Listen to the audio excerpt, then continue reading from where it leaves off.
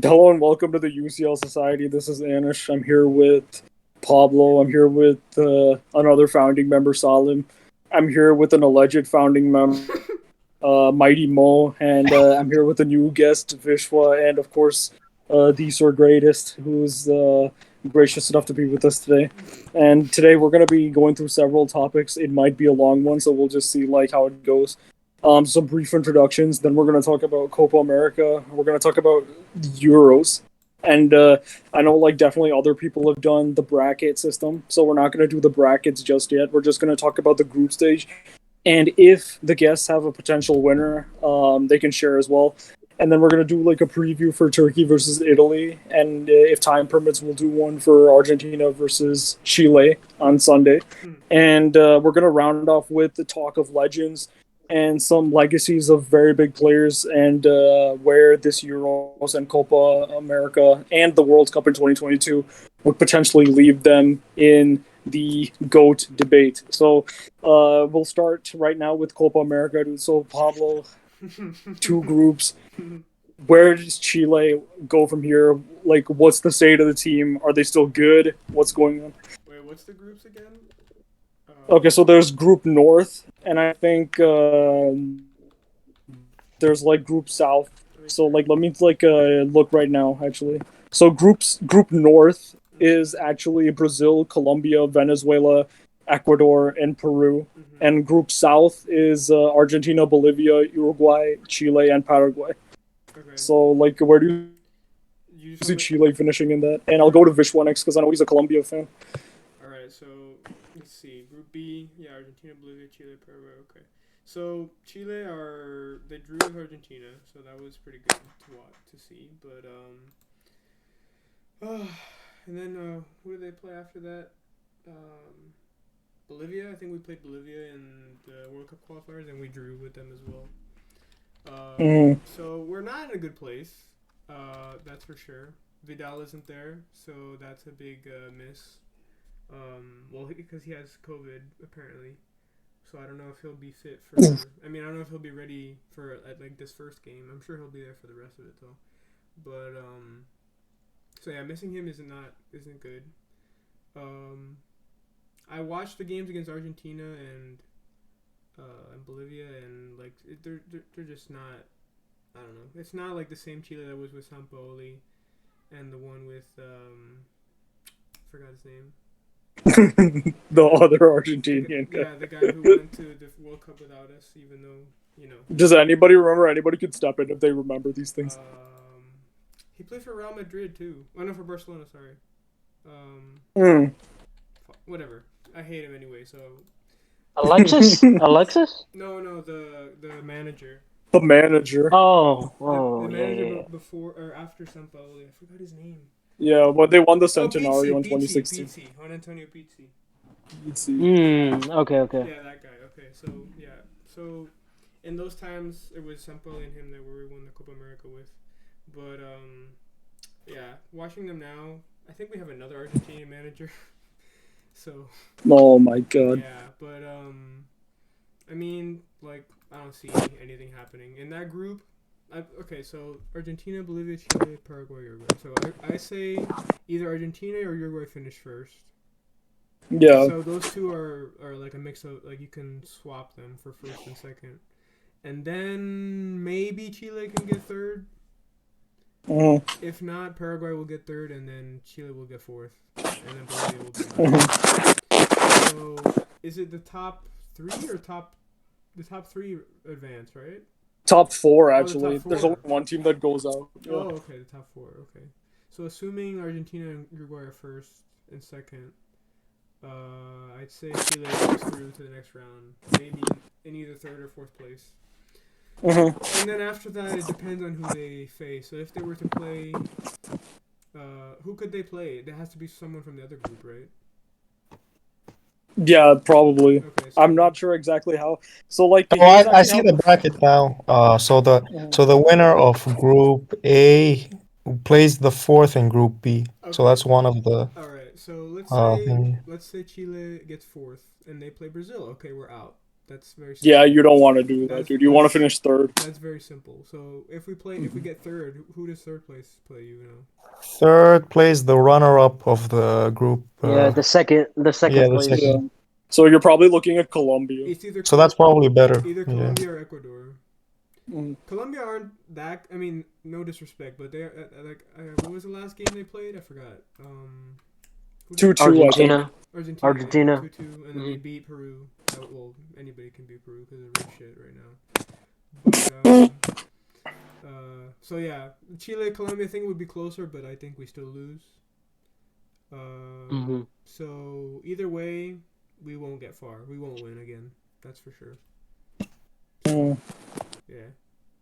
Really, that's it. Huh? I mean, like, if there's some luck or something, I don't know. Pessimism medicine. Maybe if I use some of HH's juju. Reverse psychology. Yeah, I could get Chile to make it to the final against Argentina, and then we win on pens again. But I highly doubt that will happen. So, I mean, I know that's a pretty boring answer, but to be honest, I don't see Chile doing anything. So. Yeah. Okay, so now I got an interesting question, and I want anybody and everybody to chip in. Like, does anybody here actually think a team other than Brazil is gonna win, and why? Well, it's actually we have a lot of different scenarios in this Copa because not a lot of people are paying attention to it, but the drama value in this tournament is going to be next level superior, man. Mm. Because the Euros are shaping out to be quite predictable, right? Quite predictable. The regular suspects are going to be showing up, but the teams to be looking out for in this tournament are Venezuela and Peru. Because if we're talking about a Copa, right?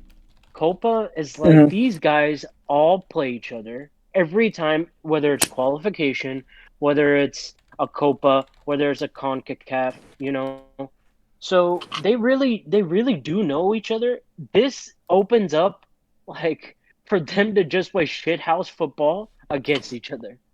So whether we think a Brazil or an Argentina or even Colombia to an extent are gonna come and dominate, this is the tournament that's not gonna happen. If anything, we will be seeing a lot more penalty shootouts and very, very close extra time games in this tournament.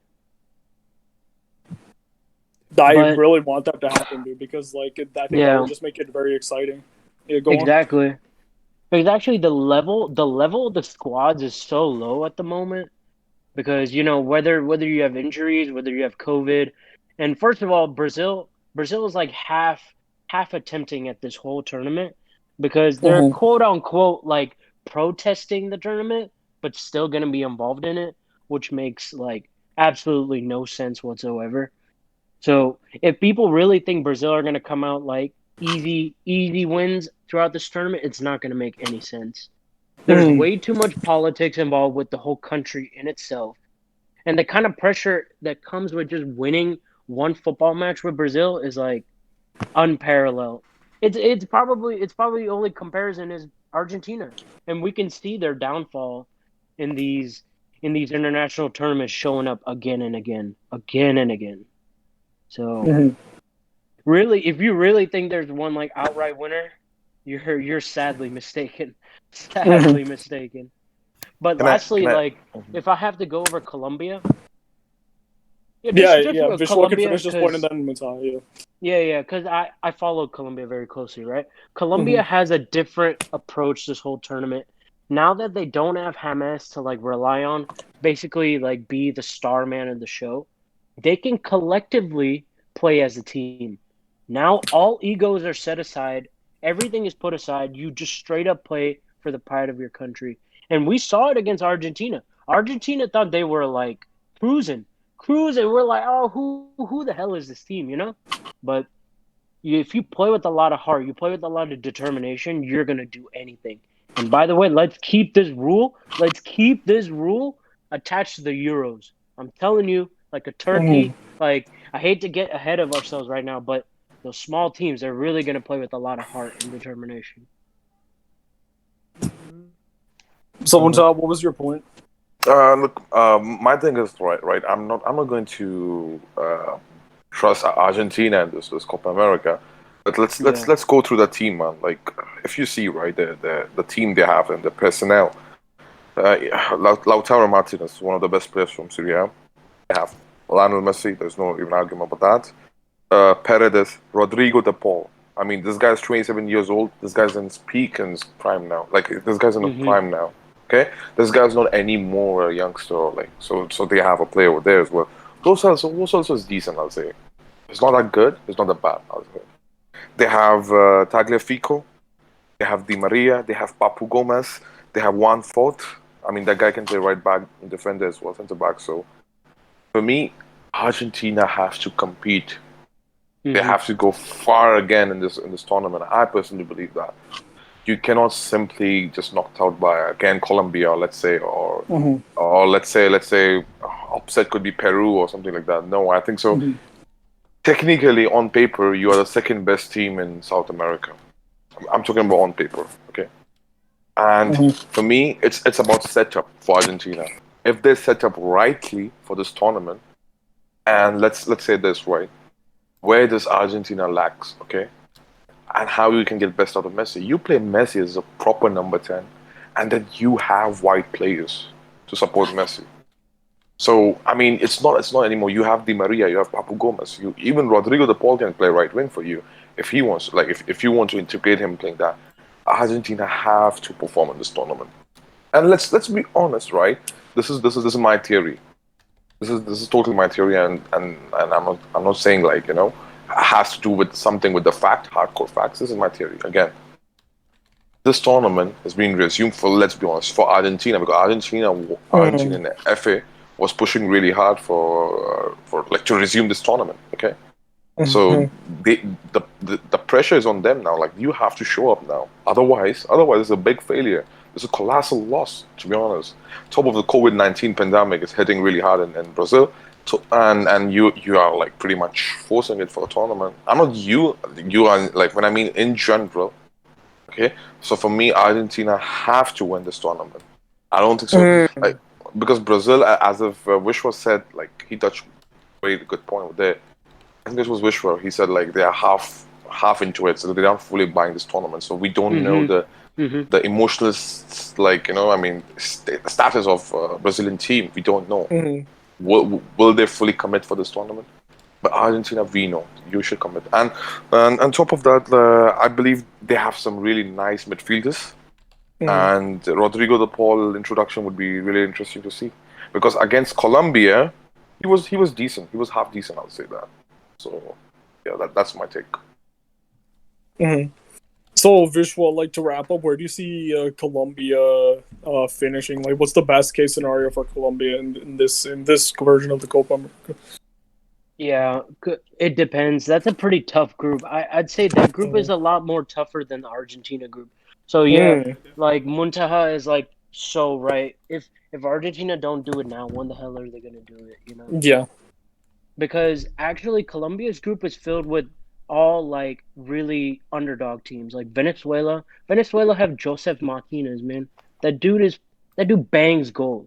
And if Solomon Rondon becomes healthy too, I mean, double-headed monster up there, man. And Peru's the type of team again. Like this is why I love South America so much. They play with so much heart, bro.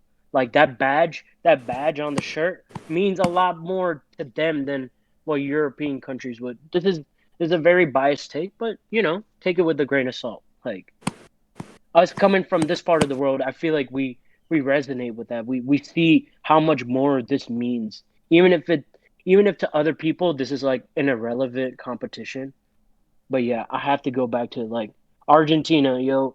If you're not gonna figure it out now, when is it gonna happen? Mm-hmm. But Colombia, see, they could either like really just not do anything this tournament, or come to the final and face Argentina in it. Because this group all depends on whether or not Brazil wants to play well. Do they want to show up, or do they really are gonna listen to their government and be like, let's just not take this tournament seriously because COVID is still like a threat to our population, and we'd like you to not not play in the tournament. Mhm. So yeah, I think we can kind of end it on that. But do not be surprised. Do not be surprised by these small teams, man. Mhm. Venezuela, Peru, and even Paraguay for Miggy Almiron. Miggy Almiron from MLS. Yeah. Can I Definitely. can I Hopefully he shows up for can I them. say Yeah, one what's up? thing? Okay. Mhm. So, Vishwa was talking about, or I heard Vishwa say something about penalties earlier. So, assuming that Chile gets a lot of penalty shootout games, then they'll make it far. Oh yeah, Yeah, that's exactly I will exactly. agree. I will agree. Mhm. Penalty shootout with Chile is like you're not gonna stop it. It's like a missile is going off. I mean, you have no way of stopping that. If we get consistent like penalty shootouts, then we could make it farther. But Hey, still, could Portugal did it? Portugal did it, man. I'm exactly, telling you, it's exactly, very possible. yeah, That's what I Mhm. meant. It could be multiple reasons, you know, shithousing your way to the final, yep. So multiple so ways. so we saying is so in terms of Copa America, we saying that we're looking at Brazil not repeating. Could we see Argentina use these as advantage? Try to Yeah. come up with a way to Possibly, win it? possibly, yeah. And there's one other team, a very powerful team in this tournament in there that you have to bring up in the context of Copa America. They Uruguay? won Mm, it not too long ago. Yes, a team with yeah, a really Uruguay. good Yeah, midfield, a good defense, and they have very good midfield. and a very rare commodity for national teams right now, which is two very good strikers. That's a very rare commodity in national Mm-hmm. teams. You're seeing most national teams, they lack a striker. They don't even have one striker, let alone two. So Uruguay have two strikers. They've got one of the most muscular and athletic midfields out there, and they've got a good defense. So what chance do they have of winning, especially if Brazil slip up and Argentina pull a Messi? So what chance do they have? A Yeah, Messi. you could see that, but like Argentina, like when you look at their squad, like the players they have, every position is well balanced in a way that if this team is there to get the best out of Messi and to get what, so how are you gonna set it up? How are you gonna play? How are you gonna get the best out of this guy in order to win that one trophy you're seeking? Mm-hmm. Because if you can't do it now, I mean, you might as well give up in 2022 World Cup because there's no way Mhm. you're gonna do that. So are you gonna start blaming the manager? I mean, most likely they are, are you gonna start blame? Is Messi fan base gonna start blaming players? I mean, the players, all that. So Mhm. I really don't know if Copa America like Argentina can win it. I'm watch it carefully. I'm Yeah, gonna not pay attention. convinced. Yeah, but I'm not convinced at them yet because Yeah. remember it's been held at Brazil, and Brazil and Argentina don't like what happened in the year before, and they don't even like Mm-hmm. rivalry aside. What happened last year? I mean, the was it 2 years ago for the Copa America? Still might be in their mind, like, oh, we got outdone by the refs and all that. So, where is the mind of Argentina? Are they still gonna? On trophy, should be on trophy. Yeah, Mhm. are they gonna be more mad at what happened 2 years ago, or are they gonna say, you know what, let's forget about that and focus now and try to win this trophy? So Mhm. Mm-hmm. I I I don't know. You I'm not before. convinced that Argentina, even the players they have, Lautaro Mhm. Martinez,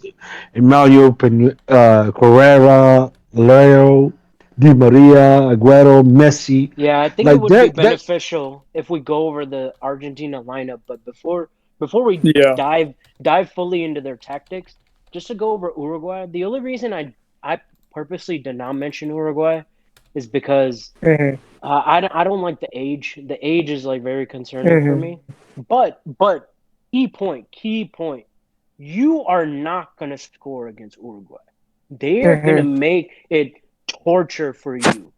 They will make sure that they get fouls all the time, but you better come and show up if you're going to play against Uruguay. Because that defense is Mhm. not going to give you anything. The You're best right. I agree. I comparison, agree. the best comparison would be being the Atletico Madrid of South America. That's They basically are. what they They are. very much are. Yeah, They are and how they tough. play and everything. Everyone that talks about that Uruguayan like tough culture that you've been brought up with, that whole team embodies that to the max. But again, Mm-hmm. like they may not even have to score significant goals to get to the final. Mm-hmm. That's how good they are.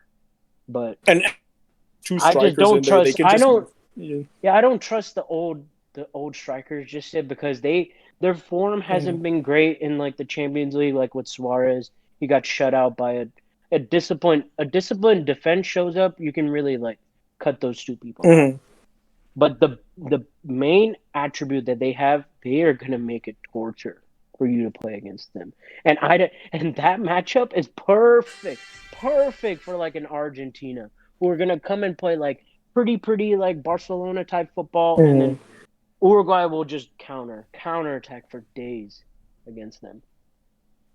Mm-hmm. I think the age is look. Their strike force is aging, but most of their players in what do you call Midfield. yeah, the Yeah, midfielders are okay, but the attack yeah, the force, supporting yeah, cast.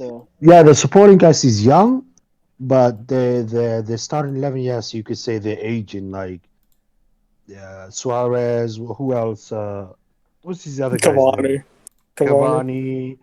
Cavani. Who else is aging? Oh, they're gonna miss Gomez, Maximiliano Gomez, because Even Papu, yeah, he's Papu injured. Gomez, right? Yeah, Yeah, yeah. yeah. Is Godin playing? She's still there. I don't No, know. no, I no, no. don't I know. I I heard he retired.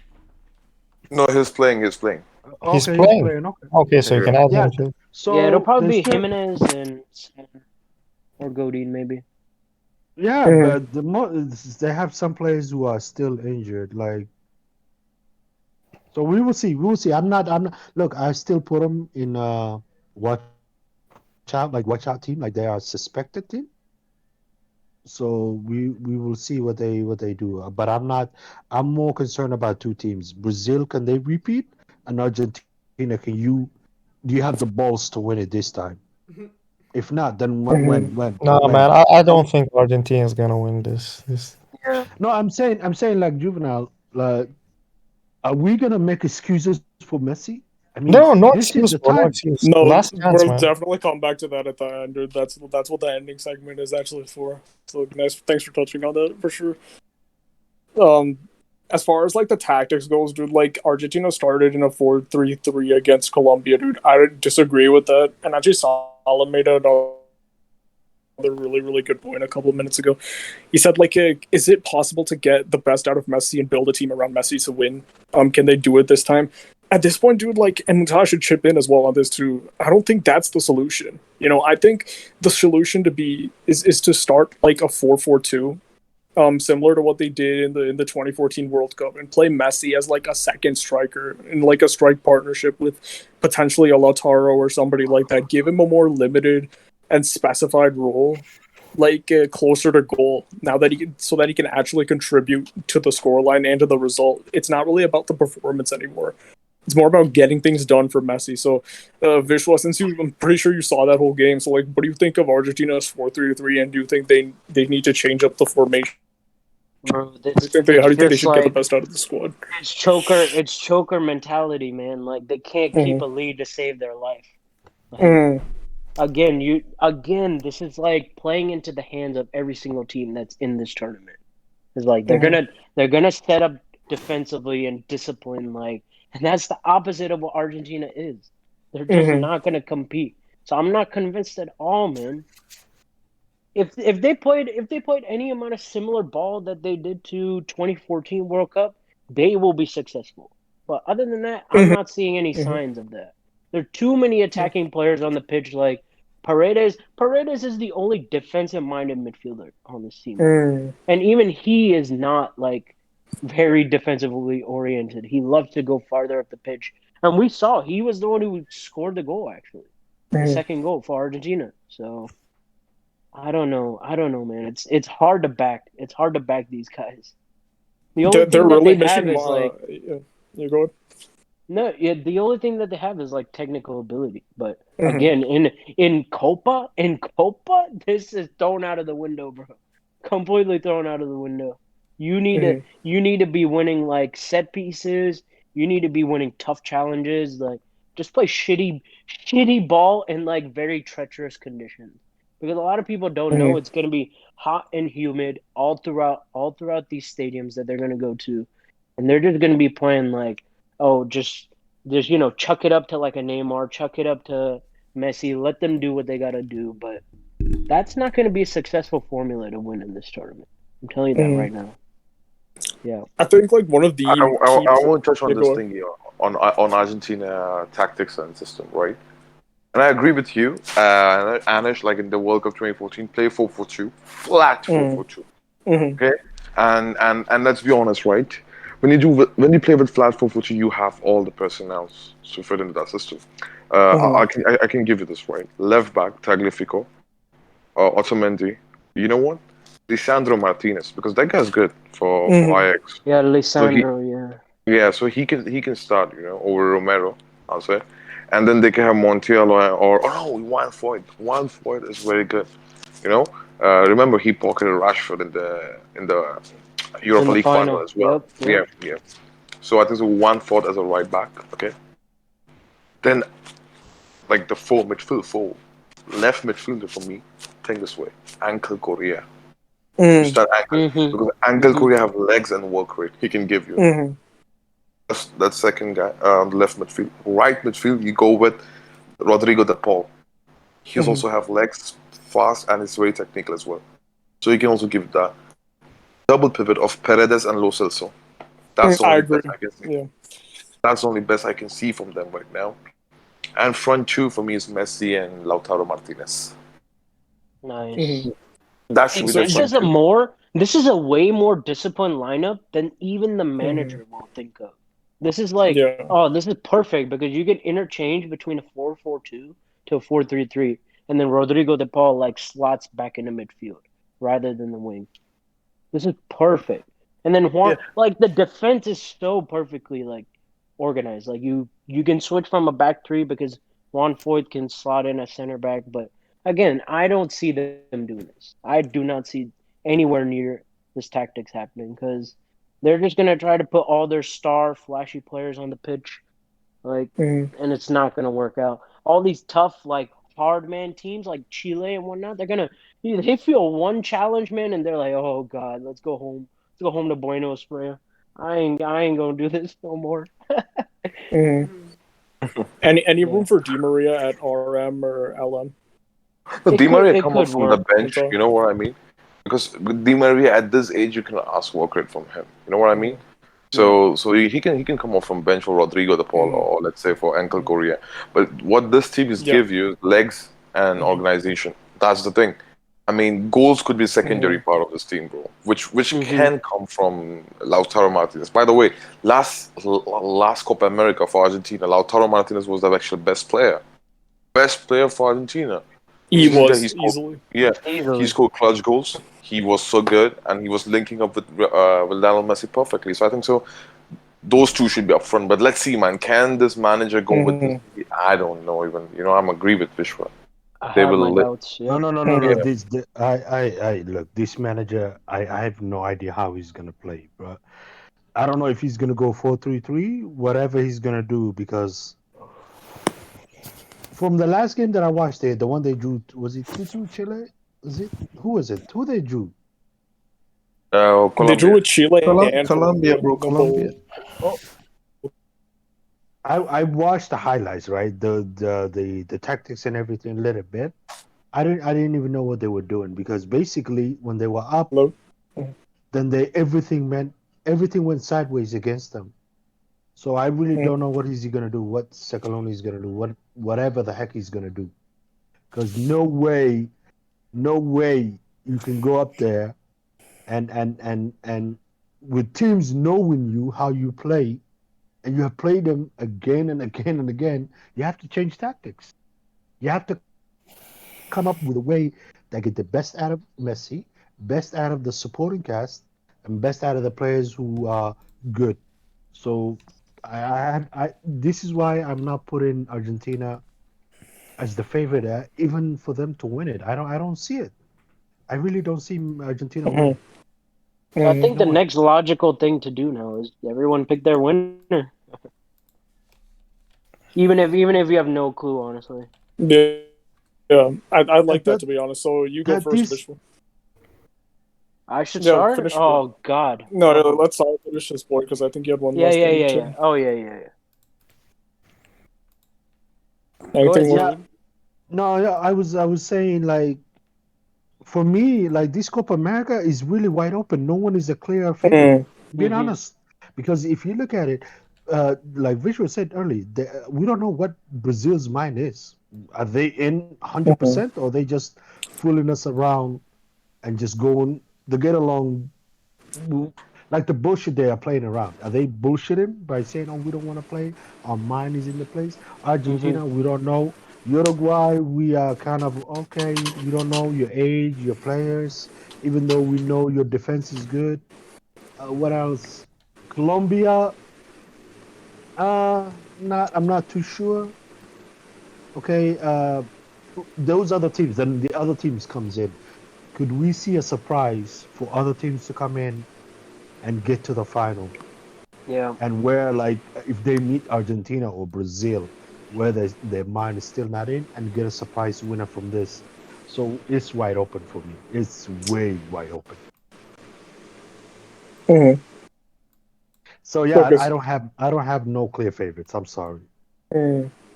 Okay, so Vishwa next, and then I'll go to Pablo, Juvenal, and Nata. No, I think we should just move on to like our Oh, really? winners. Yeah. Yeah. So yeah, pick your winner. Oh, this is tough. This is so tough. But hmm,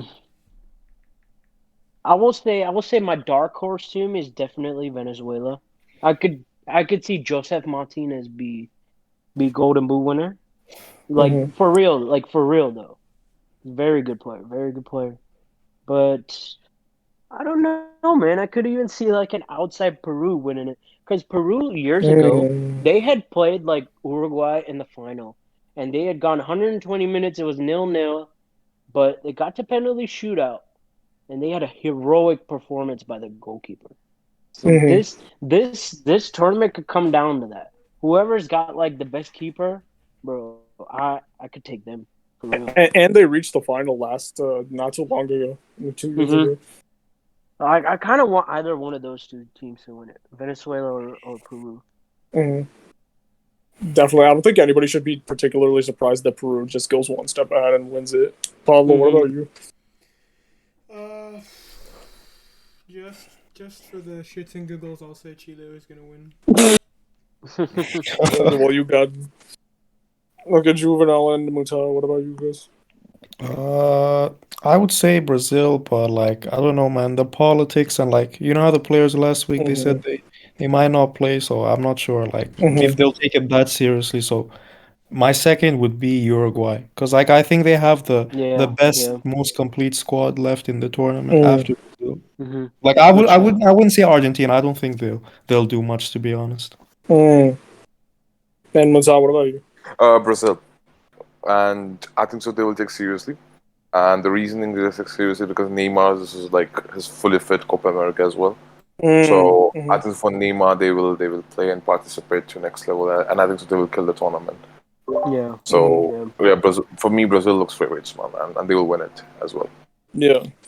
I'm going with Muta on this one, dude. I think like I can't because of my fanboyship, my fangirlship. I can't bet against Neymar. I think Neymar's club Yeah, career yeah. is a solid 5 out of 10 as things stand.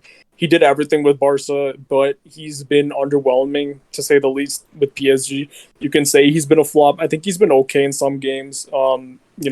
He's been performing well, but he's not been clinical in front of goal. We saw that a couple times against Bayern a couple of years ago. We saw it against Madrid a couple of years ago. We saw it a lot last season throughout the tournament. We saw it again this Hmm. season. He capped it off with a really poor showing in front of goal and just overall against Man City. So like the thing is like now that's gone. I think the Champions League is gone for him. I think he's won his first and last Champions League with Barcelona, but a Copa America ultimately for his overall legacy is way more massive. And of course, a World Cup would be insane, but this is like a good like brief redemption arc for Neymar. And I'm predicting like these two midfielders from Real Madrid to have made huge tournaments, Casemiro and Cruz. Casemiro is now the captain of Brazil after Thiago Silva's gone. He's been like kind of vocal about the protests and things like that. So who knows what's going to happen with the team if your captain himself is very much against the idea of playing this tournament in Brazil. So he's going to be instrumental in like how the team reacts if they decide to band together, do it for Neymar and do it for Brazil. You know, like change the sentiment instead of like like we're protesting it, we're going to win it for like the country. In the midst of this pandemic, kind of unite the people and everything, so they can go about it that way. But yeah, like we'll see how it goes. But yeah, so like I can't bet against Casemiro and Neymar, so I'll say Brazil. I'll say Brazil is my winner. So any final thoughts on this? I don't think so. No, and okay, so let's talk about what everybody wants to talk about. I was about to say something. Yeah. The final thought is: what if Chile wins again? Ah, yes. They could. Anyone can, man. Let me make one point. Juvenal said Paraguay, right? I looked at the squad. I did, yeah. Uruguay. I think Juvenal said Uruguay, didn't he? Paraguay or Uruguay? Yeah, I think he said Uruguay. Uruguay, bro. Uruguay. Paraguay. In terms of like dark horses, I would say for me, more surprise teams I'm looking at Peru, Venezuela, and what's these other team? Paraguay, yeah. Yes, those three teams that I'm mostly looking at as the surprise. Man said Peru in his chest. I have to give them credit, man. They passionate. Dude, Jalen is gonna be so loud. Didn't they reach the final and lost to Yeah, they did. Brazil? They bottled it to Brazil. Yeah, but, it's not. They beat Chile. Yeah, they did. It's not like a crazy thing picking Brazil, because even if they're not motivated, playing Brazil in a one-off game is tough. Tough as nails, bro.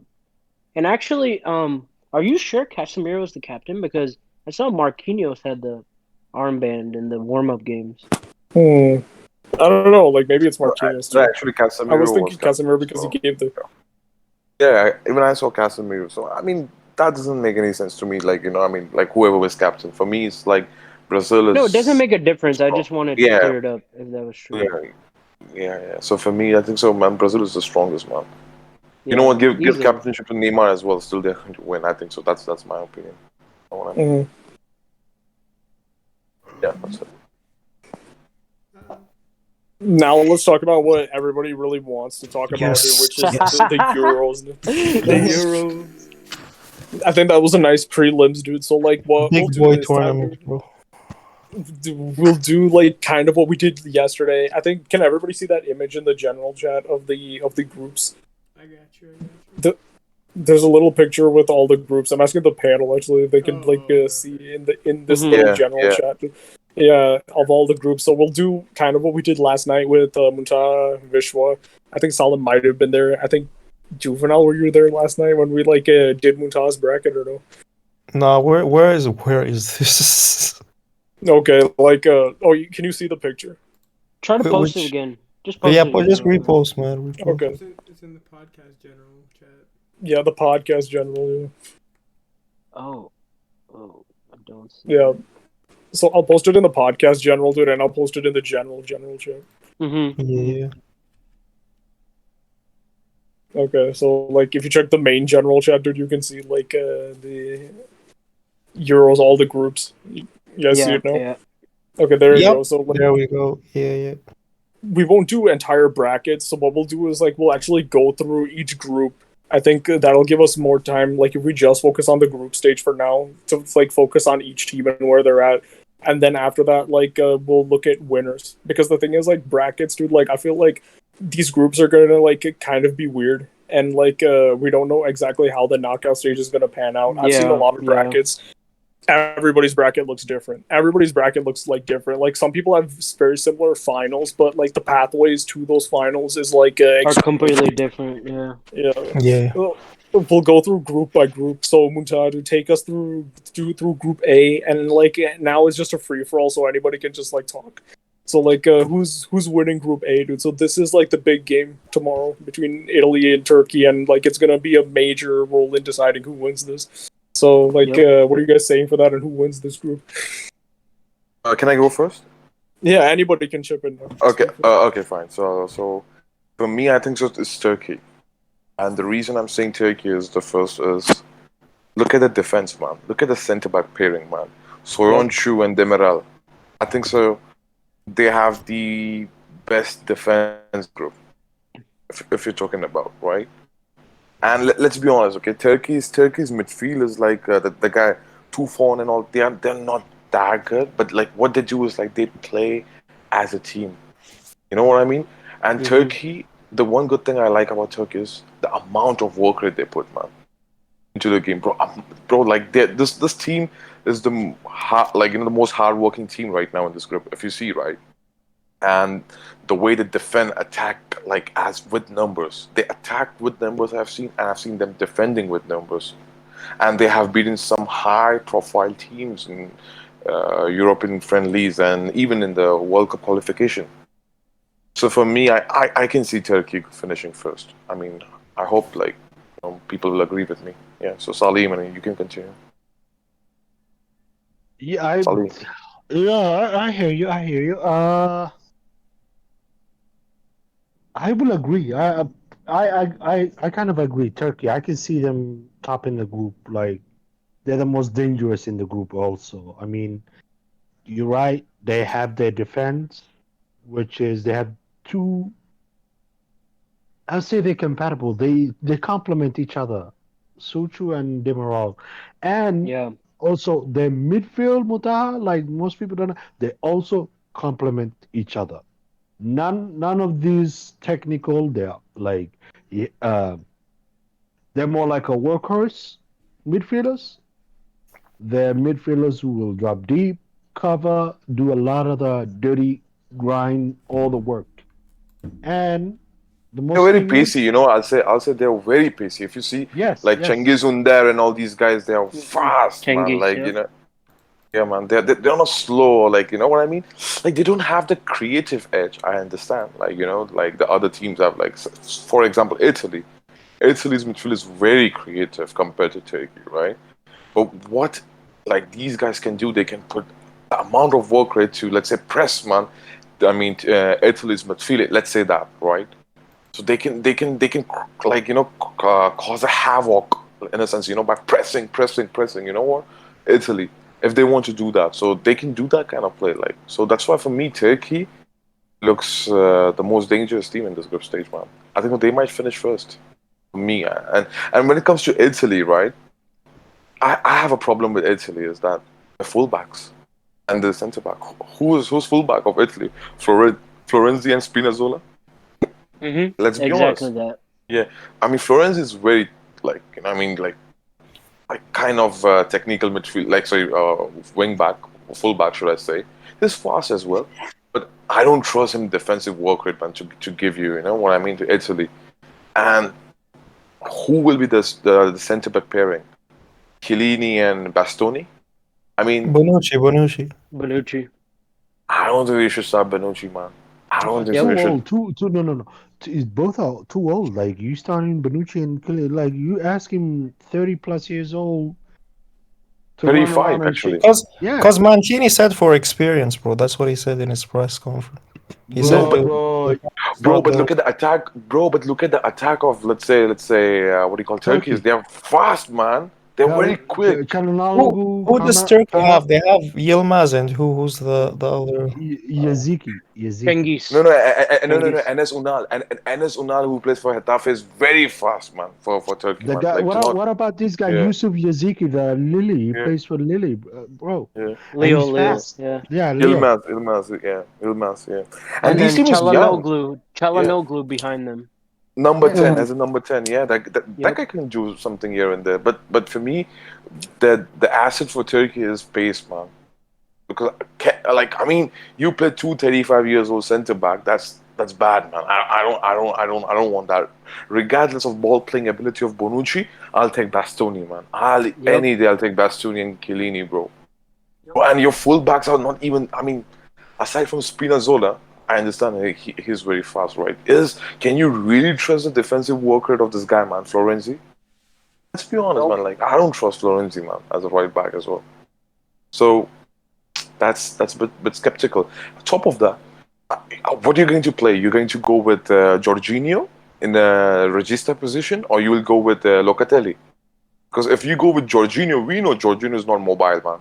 Okay, let's be honest. We know Jorginho is very slow when it comes to defensive work, and that's why Kante complimented him that much in Chelsea.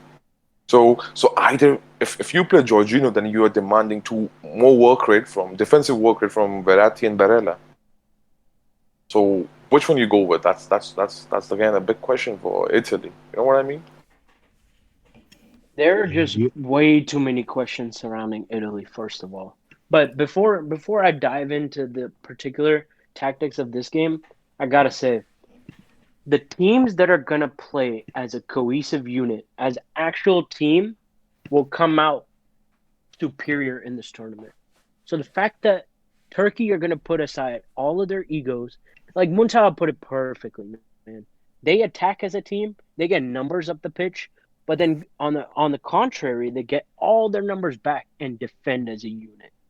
So the way this game is gonna go about, right? Turkey are gonna defend for their life for at least 85, 90 minutes.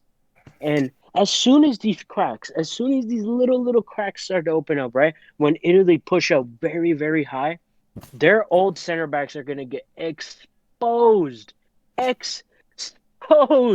on the counterattack by Cengiz Under. And honestly, if you're Burak Yilmaz and you see Bonucci and Chiellini in the starting lineup, oh, you are licking your lips. You're like, I am gonna feast. I'm gonna feast upon this today. I'm eating him up for breakfast, lunch, and dinner. Bring it out to me. That's what I'm saying. But on a real note, though, Italy actually already have a lot of injuries too. Marco Verratti is not going to play. He's not going to play for at least 3 games. So Locatelli and Jorginho will start, and then Barella will be just like a little bit ahead of them. But again, like, man, where are Italy scoring from? Okay, let's forget about their defense for real quick. Where are they scoring from, man? You Insigne don't is trust the it. really the one. Yeah, but like, is he really gonna do anything when Turkey are gonna Mm-hmm. like build up a wall right in front of their goal? You know, Mm-hmm. they're disciplined, man. I will take every single disciplined team in this tournament over the flashy players and the flashy little teams like Italy, because Italy are really just like, if we know about the consensus, people are just calling out individual names about these teams. Nicola Barella, Fede Chiesa, they're talented guys. But again, even one of these guys, we're talking about the best player, Messi. He can't drag Argentina. How are these bums gonna drag, Mm. Italy throughout one of the competitions? Like, this is a tough competition, man. You got to go through the Very. likes of France. You got to go through the likes of Germany, England, like all of them. And you're telling me those guys are really gonna like drag them? Well, one of us But thinks they are. yeah, yeah. But regardless of that, Italy are going away from how they play football, and I am not with that. This four Mm-hmm. at the back and not even an actual defender on the pitch. I am Mm-hmm. not. I am not with that. You cannot show up to a tournament with two aging center backs and be like, get us to a final. Mm-hmm. And either of those wingbacks, actually, Muntaha made a great point.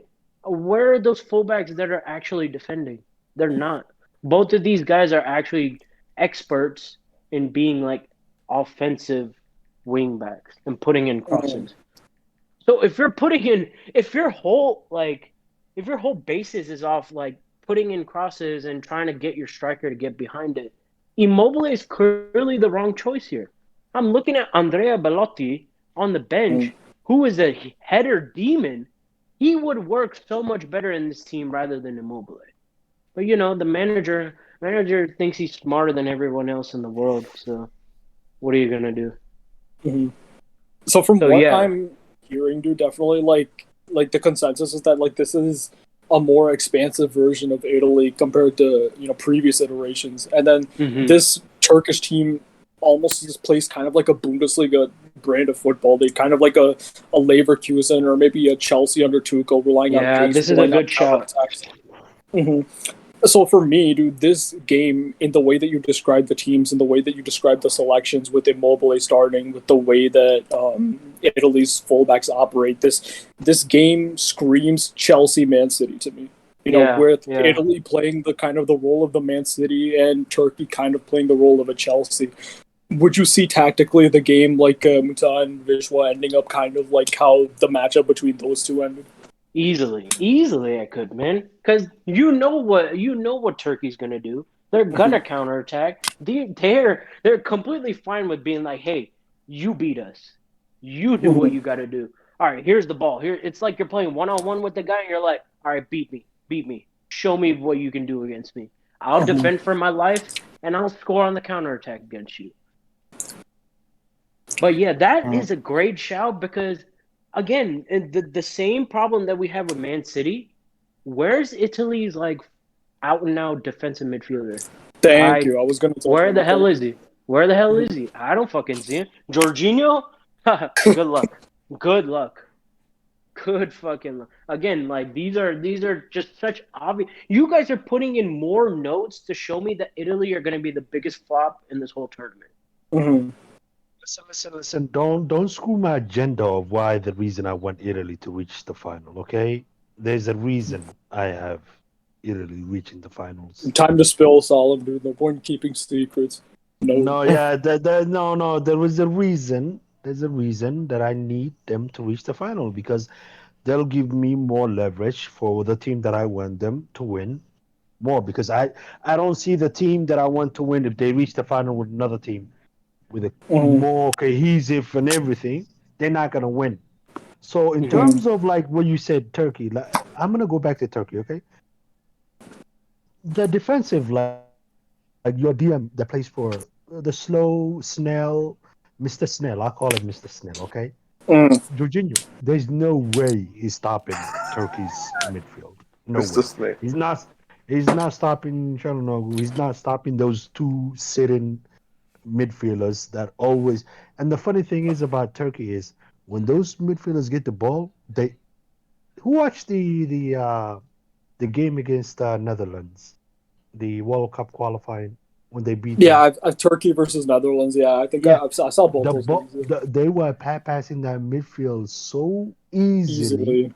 Mm-hmm. that Netherlands didn't have until like what Turkey became too complacent that they start getting Mm-hmm. back the game. Mm-hmm. Like Italy need to do something so crazy for them to do it that they need Mm-hmm. to stop Turkey from doing anything because no way in a football game tomorrow, the game that's being played, there's no way that Italy can come and say, you know what, we'll just play football. You know what, let's play football. Let's play. I would not play the game that Turkey wants Italy to play, because Mm-hmm. understand, Turkey doesn't care about the ball. They'll give up. They'll be like, you know what, Italy, you can have the ball. Let's break us down, and we'll just bypass the midfield and we'll do whatever we want. So yeah, Mm-hmm. it's gonna be something. It's gonna be something. Ah, I hope they win tomorrow, but the way it looks like right now, I mean, you're spilling my secrets and everything, Vishwa. I'm just where you're gonna respond to that. Salim, I talk very objectively, man. I'm a Liverpool fan. You keep forgetting this. That's pretty But funny. on a real note, though, one thing we aren't addressing is the fact that this match is going to be in Rome. Mm-hmm. So, as much as we're all shitting on Italy right now, and we have every right to, the crowd, man. They're gonna be up everyone's, and that could be something that could really like motivate them to like pull a result. Those are not like they're not satisfied fans. That's I know for a fact. We have to consider it from all angles, dude. Like in the crowd. No, but Yeah, but absolutely. no, you know what the fun part is. Two The fun part is. Can I interrupt you? Understand Yeah. though, who is the manager? Remember the manager of Turkey. Remember what did he do in 2002? What did he do when he was the manager for Turkey? Where did Turkey always reach? They have reached at least the quarterfinals in the World Cup. They reached semifinals, and he was the same manager, always getting higher to a higher to a higher. And he plays in a way that he makes his team play cohesive. No one is overpowering the other.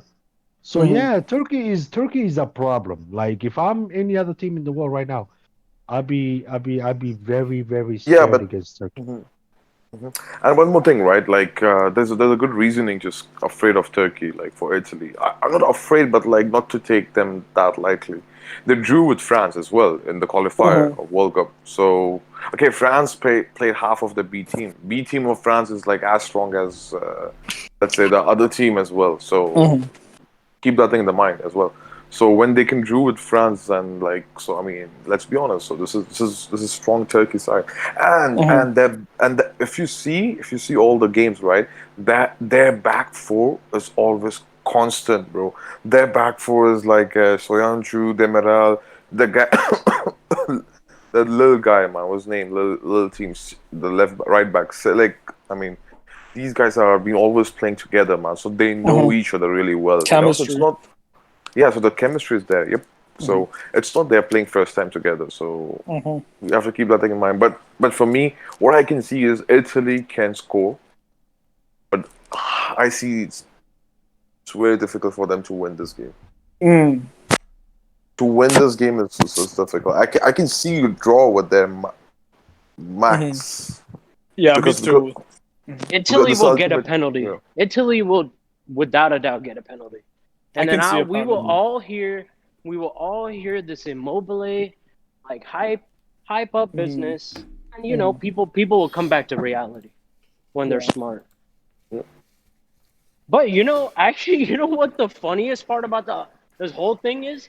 Italy, I mean, Turkey could play Italy's like genuine tactics that they play in like every tournament. They have every right to go to a back three, get Ozan Kabak in the squad, and then why that's important is because Stelik will play his most natural position, which is a wing back and not like an out and out right back. That's where, oh my god. And then Cengiz Under will play left wing as well. Oof, it's over. It's over. That's And actually a very low key stack. one more thing, and one more thing with regards to Italy. Who's your best player where you can rely on? Let's be honest, right? Okay, who's the key guy from Italy? Barella. Like Barella. Okay, who else? Chiesa, I'll say, Chiesa, and then bro. Chiesa. Donnarumma. Chiesa. Yeah. Who else? Donnarumma. Well, Yeah, probably. bro. But these are attacking players, man. Your key players. Like, Yeah, that's a good shout. I was just about to say that. These are not players you can rely on. yeah. They're not gonna defend their life for you. Yeah, I mean, let's be honest, man. Like, we need a DM or like, let's say, a box-to-box player, or like outright center back. You know, who's like the best player in terms of like to win the games, to grind the results. I don't know, man. I like Italy. Man, look, this team is young and all those things get credit. I mean, the attack and the midfield, defense is all. But the point is, bro, I don't know, man, how far they can go, because there's hype surrounded by this team, and let's see, man. Let's see. For me, I'm not fully buying the hype of Italy. Yeah, and I don't know where it's coming from, dude. I really don't know where it's coming from. Like Yeah, the previous Italy no team clue, had bro. a way better manager, and there was not even near this amount of hype in 2016 for them. Bro, Where's this fake let's news coming just from? look at the qualifying group for Italy. Let me pull it up. Yeah, No show us one. The different- only team they've actually played is Netherlands, and Netherlands are so bad that they drew them. I'm pretty sure Voss has brought this up like at least 5 times. It's a post Koeman Netherlands. Post Ronald Ew. Koeman Netherlands. Like it's not even a Koeman Netherlands. It's a Netherlands after Koeman. So pretty much shows like how like it's not a test. And that Netherlands team still like came with a By the 1-1 way, against Italy. Was, if you see this thing here, right? Mm-hmm. Look at the group. Actually, this is the second most difficult group in the Euros. With Italy is I playing agree. with. Look at there's Turkey, Wales. Do not Mm-hmm. sleep on Wales. Okay, they're not that good. Wales of 2016. It's not the prime of Gareth Bale, prime of Aaron Mm-hmm. Ramsey, and all these players, but still, it is Wales, man. Like they will give you some tough time. Yeah, Mhm. that's a To good both shout, for Italy Hunter. and for Turkey. Yeah, and Switzerland, we know, man, they can do something. They can pull off something. So, I mean, this for me, this group is the second most difficult group Mhm. for anyone to go through, man. After France, Portugal group. So, I think so. It should make sense now. Why we The- are so If skeptical with I'm being Italy? realistic, Mhm. everyone thinks Italy would top this group. I think Italy has every right to lose every match. Every Wow. other team plays into their own hands. They're Yeah. gonna counterattack. They're gonna realize how leaky their entire defense is, man. Guarantee my words over here. Like Wales, he brought up such a good point with Wales. Wales are just gonna sit back and Gareth Bale, Dan James using all of their pace are just gonna Yeah. kill him. They're gonna kill Chiellini and Bonucci, man. Mhm. If there's one rule you all know unanimously in football, pace kills, fam. It Yeah. kills. It's Yeah. disgusting. Yeah, and Yeah. then I don't think if people are hyping up Mancini. Mancini didn't even take into account like what kind of football he has to come up against. He's making Mhm. these guys who have no barely enough technical ability play some expansive football. I Yeah. don't That's a understand it. problem.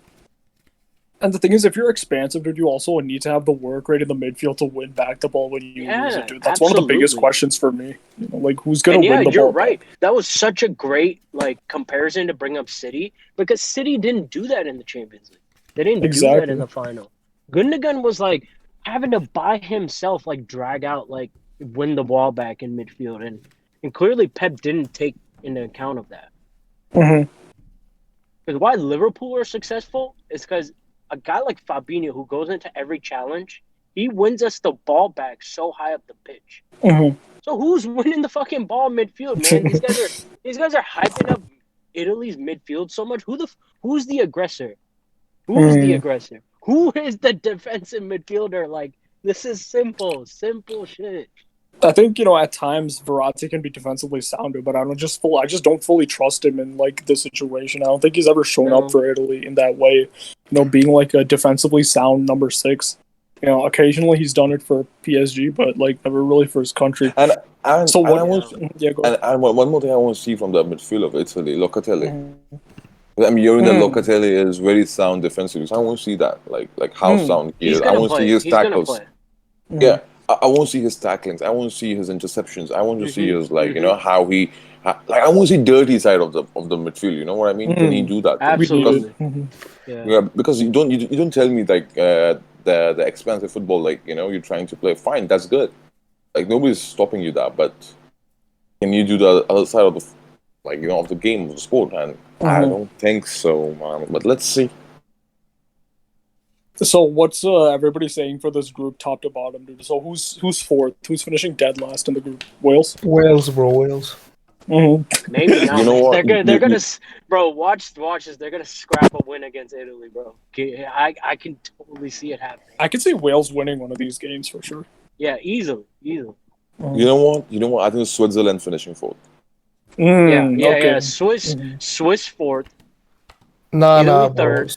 Switzerland will win at least one, bro. Because the Swiss, bro. If you saw the World Cup, even in the qualifiers as well, because I watched one or two. They're okay. They're very defensive. So I don't know, man. If Wales or Italy will be able to break it Bro, down. put Italy in that fourth, then, bro. Do it, bro. Oh man. Bro, you know what? You know what's funny is? You know what's funny part is? Okay, I'm telling you, I've watched France versus Wales, right? That game, okay? I know France have beaten them 3-0 or 4-0, you know that, okay? That's the best France, best of best squad they played, right? The strongest 11 they played. And And of that. Wales had 10 Got men. Yeah, red card. 10 men. They had Mhm. 10 men. Yeah, yeah. But if you watch before the 10 men, Wales was defending. Wales was really defending. I mean, I can see France, Benzema, Mbappe, Pogba. They were struggling to find the holes, man. Like let's be honest, right? If the red card wouldn't have been awarded to Wales, I see France barely winning that game, 1-0, something like that. So Wales is not that easy team to beat. No. Like as I say, the Wales is not that easy. Just do it, bro. We're thinking with big brain energy over here. Just do it. You know what you need to do. Dude, if Wales had like Andrew Robertson as a left back, dude, like I feel like they Bro, probably who's like in get Wales' second. team, bro? Besides Bale and Ramsey, who else? Like, Daniel James. Dan James, Nico he's Welsh. Williams. I didn't know. Okay. Yeah, their center backs are not bad actually.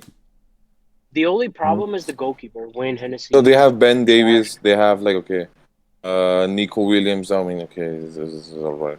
I'll say, yeah. I mean, they have Ethan Ampadu. If you know that guy, he was Robson okay. Kanu. They got Robson Kanu. I don't know, man. Maybe if they win another group, like I'll give them a chance. No, but I still like believe they can do something. They can cause chaos. You know, they can be chaotic team to beat. It's not they will make through, but still, like I feel like they can stop Italy or Turkey. Even they can give tough time to Turkey as well. Yeah, they can. They can. I think they could beat Italy. I think like that could be the shock game, like for this group. Yeah, Wales Italy is gonna be an awesome game. Awesome. Yeah. The thing is, dude, we've seen this from Italy before in the 2014 World Cup, dude, where like most people thought, like even though it was a tough group, kind of similar to this one, most people still thought they would come either first or second, but like they ended up going out of the dead group. last, bro. Dead last. Don't buy into this. I'm telling you. And who does Switzerland have, man? Like for me, it's just like when people are talking about Switzerland have a good squad. Limbola. That's about it. Rodriguez. Okay. Shaqiri. And the thing with Switzerland is like they don't have like superstars, but like they just play very, very defensive. Like that's the thing. Yeah. And that plays into Italy's hand, like Switzerland's hands if they're going against Italy. By the way, Turkey versus Switzerland is going to be hell lot of like like KG game, bro. Yeah. Turkey versus Switzerland, yeah. I can see that game, end up 0-0 or something like that. Or even Wales versus Turkey. Wales versus Turkey will be kind of close. People don't understand Switzerland, man. They have a good players. Like people don't know they have good players where like they can go up against anybody. I mean, they have proven themselves to do that, but is their players going to be ready? Like some of their players are injuries, so I don't know if they're going to be ready. Like, yeah, the other team that I'm more concerned is Wales. Like, are they going to cause problems, or are they just going to be there like for the ride? Wales was like a decent team, like not decent, like less than decent. I'll say that, but still, I mean, like in terms of like, are they there just we in the Euros, whatever we can get, we get, and we go home? Or are they gonna be like a spoilers? Like, it's more so the first. It's more so the first like one that you said. They're just trying to show up to do their best. Show like so whatever. They're not spoilers. Spoilers. No, I don't think so. Okay. We need a spoiler team, man. Bro, I need Italy to get exposed, bro. Like I'm sick of all this hype on Twitter. Everywhere I go, bro, Italy this, Italy that, bro. Italy didn't play anyone, bro. And I just pulled up the group, bro. This was their qualifying group. Take a listen. Finland, Greece, Bosnia, Liechtenstein, Armenia. Bro, there is no... How can I take this team seriously, bro, when this was their qualifying group?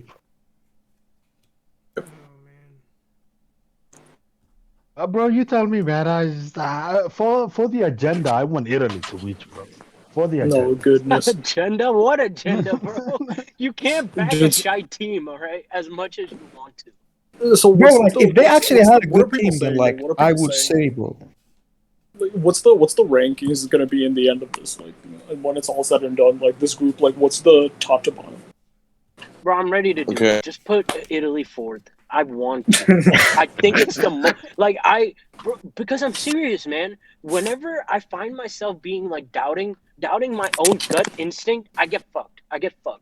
You know, just like this Champions League final, I was like screaming. I was like, bro, Chelsea's gonna take this so easy. These motherfuckers came out with no defensive midfielder, and they're like, oh yeah, we're gonna dominate. Like, no, and they put Sterling on the pitch at the same time. Like, fuck off, bro. This is another conversation for another day for sure. Yeah, Okay, Turkey, I'm up. I want to give my Turkey. I want to give my the thingy, who's finished. Yeah, Like, you know. yeah. Okay, yeah, so I for think sure. You know what? Munzai, go first. Actually, go. You yeah, go. for me, I think the Turkey finished first. Cool. I see Italy finishing second. Third, Wales, fourth, Switzerland. I like it. What about Vishwa? Yeah, I'm doing Turkey first. Mm. Fuck, bro.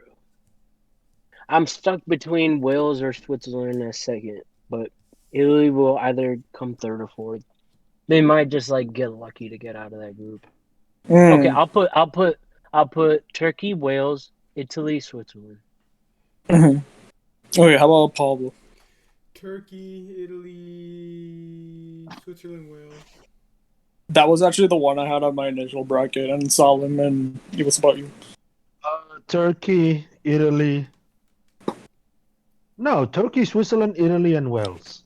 Cool. Okay, Switzerland second, bro. Yeah. I like that, Salim. I like that. No. Okay. Because listen. Switzerland players, if you go by like compare their players, bro, their midfield is better than Italy midfielders. Like doesn't even touch Switzerland, and their attack is way Nah, the better. only That's balanced. game I think Italy's getting a genuine result from is that Switzerland game.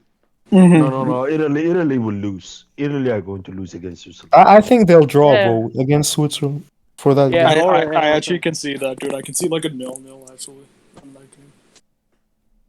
Okay, so Juvenile, what's your like top to bottom? Turkey, Italy, Switzerland, Wales. Like Switzerland will be the one of those teams that's gonna finish best third. Like I think they'll draw one game and then win, and then they'll lose. So it's just gonna be what's it called?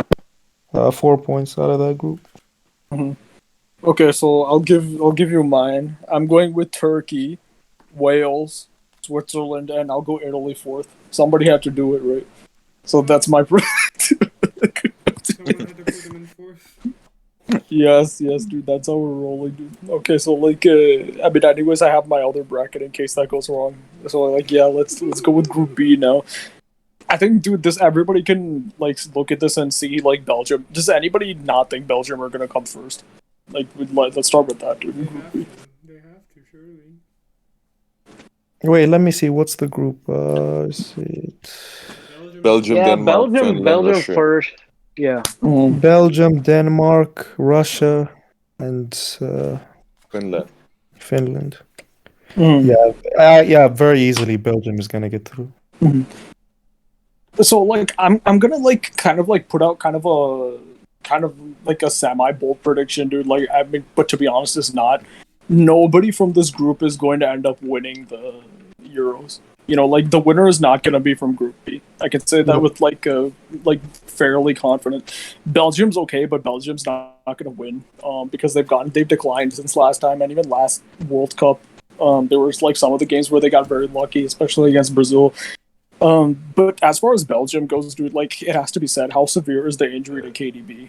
You know, and how what condition is Hazard going to be when he comes back? These two questions are going to define like the rest of Belgium's tournament, too, because worst case scenario, those two don't really turn up, and in which case Belgium is really like just a one-man team with Lukaku, and they're not going to do anything. If KDB, this is the most likely situation, KDB comes back towards the end of the group stage, and they put up a decent showing, but their defense costs them. You know, so like I feel like that's pretty much like how it's going to end for Belgium. Yeah, like, I mean, who do you see finishing second and third? Actually, better yet, who's going to be the team that goes out? Is it Finland? Yes. Let me see. Let's see. Denmark.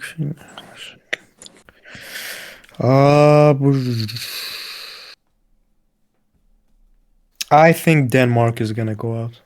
Wow, okay. Munta, who do you think is Nah, going to man, go out? Denmark's a good team, bro.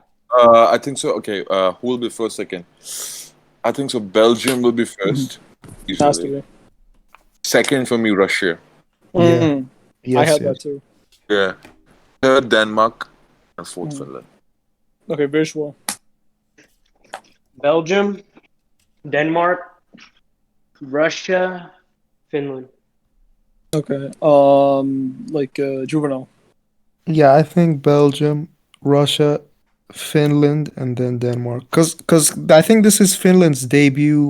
What's it called? Euros, and they have like what's it called? E Pookie Pookie's playing. party. So like I don't know, man. I think like they'll want to give like a good first tournament. So I think they'll Mm, like really push for a third. Yeah, I feel mm. that. I feel that. Yeah. Okay, solemn. How dare you disrespect the biggest dark horse, man, in that group, man? Bro, you guys are Russia. no, man. Denmark, man. Denmark, right? Yeah, Denmark, man. Nah. Hella underdog. They're gonna Okay. do well. They're They gonna do are, bro. well. Look. They have good players, okay, and they're always in terms of like when they go up against big teams, they know how to Mm, perform, man. They mm. who do they held 0-0?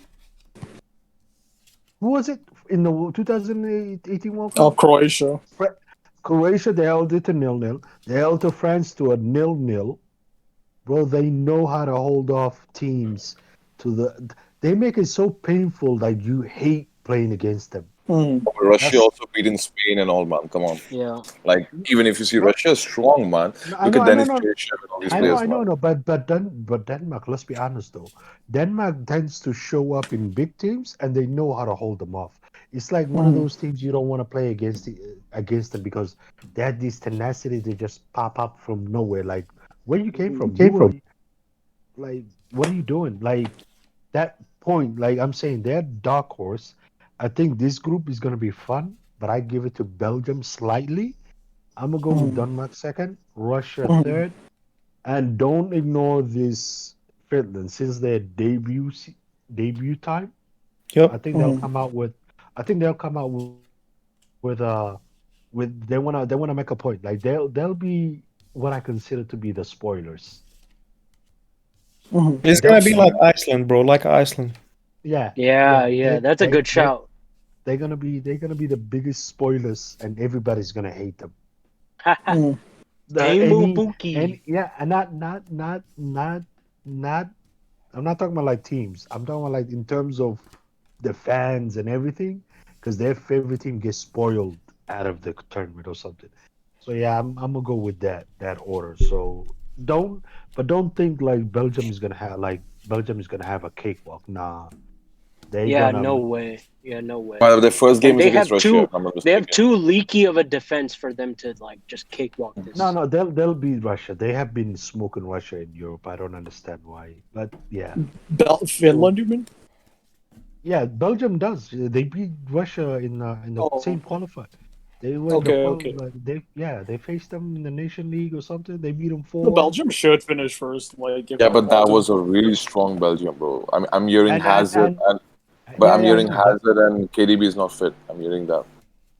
yeah, I know. But I look, I Mm, don't think. Look, this game against Russia is gonna be very, very difficult game. mhm, I'm slightly favoring Belgium. It makes sense. Makes sense. Yeah. So so in terms of that, I think they will get the spot. But Denmark and Russia are gonna be very similar. But I think that one of them will go on top of goal difference or whatever it is. So yeah, I'm mhm, going by that. But don't expect like d- understand though. Denmark tend to be not be beaten in the group stage, but they drew too much games. They will draw. They will win the games important to them, but they will draw games because they're not gonna allow anyone to beat them. You're gonna have to beat them by penalty or something because that's how they got out in Russia and in the other teams they played. And most of the teams they played, they were they didn't play full team, full strength team they have. mhm, So I'm this I think my this group is gonna be one of the fun group for me. mhm. So yeah, I'm going with that. Okay, so Vishwa and then Pablo can make. Yeah, I mean they really covered all great aspects, man. Denmark's going to be horrible to play against. And again, like I said, all those teams that are going to be very cohesive units, be terrible to play against. I'm backing full Yeah. with my whole heart. I'm backing them, bro. Turkey, Denmark, these are good shouts. So we've got like we could definitely call like dark horse or like upsetters, like spoil partiers in every group. I think this is a good idea. Yeah, we can move on if you'd like. Yeah, sure. Like, Pablo, do you have like a top to bottom for this group, or want me to keep going? Belgium, Russia, Denmark, Finland. That's exactly the order I had actually. Okay, so let's go to Group C, the group that nobody's really interested in. Definitely is the least interesting group. Can I go quickly for this group? Oh yeah, go on. The first game for this group is the biggest game of this group, man. Ukraine, Netherlands versus Ukraine. Yeah, Netherlands versus Ukraine. Yeah. So this game will decide, like, the fate Yeah. of this Netherlands, bro. If Netherlands wins this game, I think so. This is like how they will start, like, up front. But this is the most difficult game, bro, for Netherlands could be, bro. Because Ukraine have beaten Portugal. Ukraine have drew with France. And Ukraine is Spain. dark horse, bro. They're the dark. Yeah, Ukraine is actually the biggest dark horse, man. They're bigger dark horse than for me, Turkey. And I can see them winning all this game, man.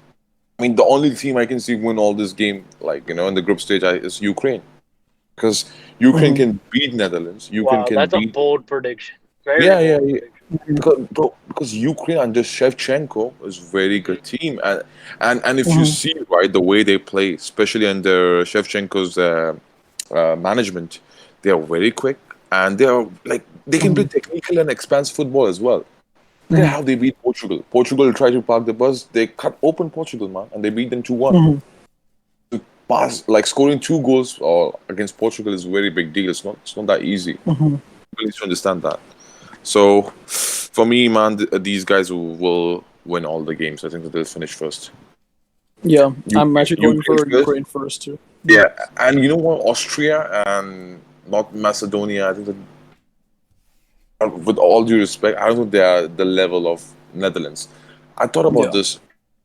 Actually, Netherlands is better than both of these two teams. So I They think are. Netherlands can beat North Macedonia. North Macedonia will be just a team, to just stat pad. I personally believe. I like with all due respect, I Nah, understand. man, we don't do respect here, dude. We It's don't do it's but respect. it's true, bro. It's true. It's true. Yeah, so I think the Netherlands will finish second and Austria third. Yeah. Okay, so Juvenile, what's your prediction? So yeah, Ukraine. I have Ukraine are my dark horse favorites this tournament. I think they can get to the final.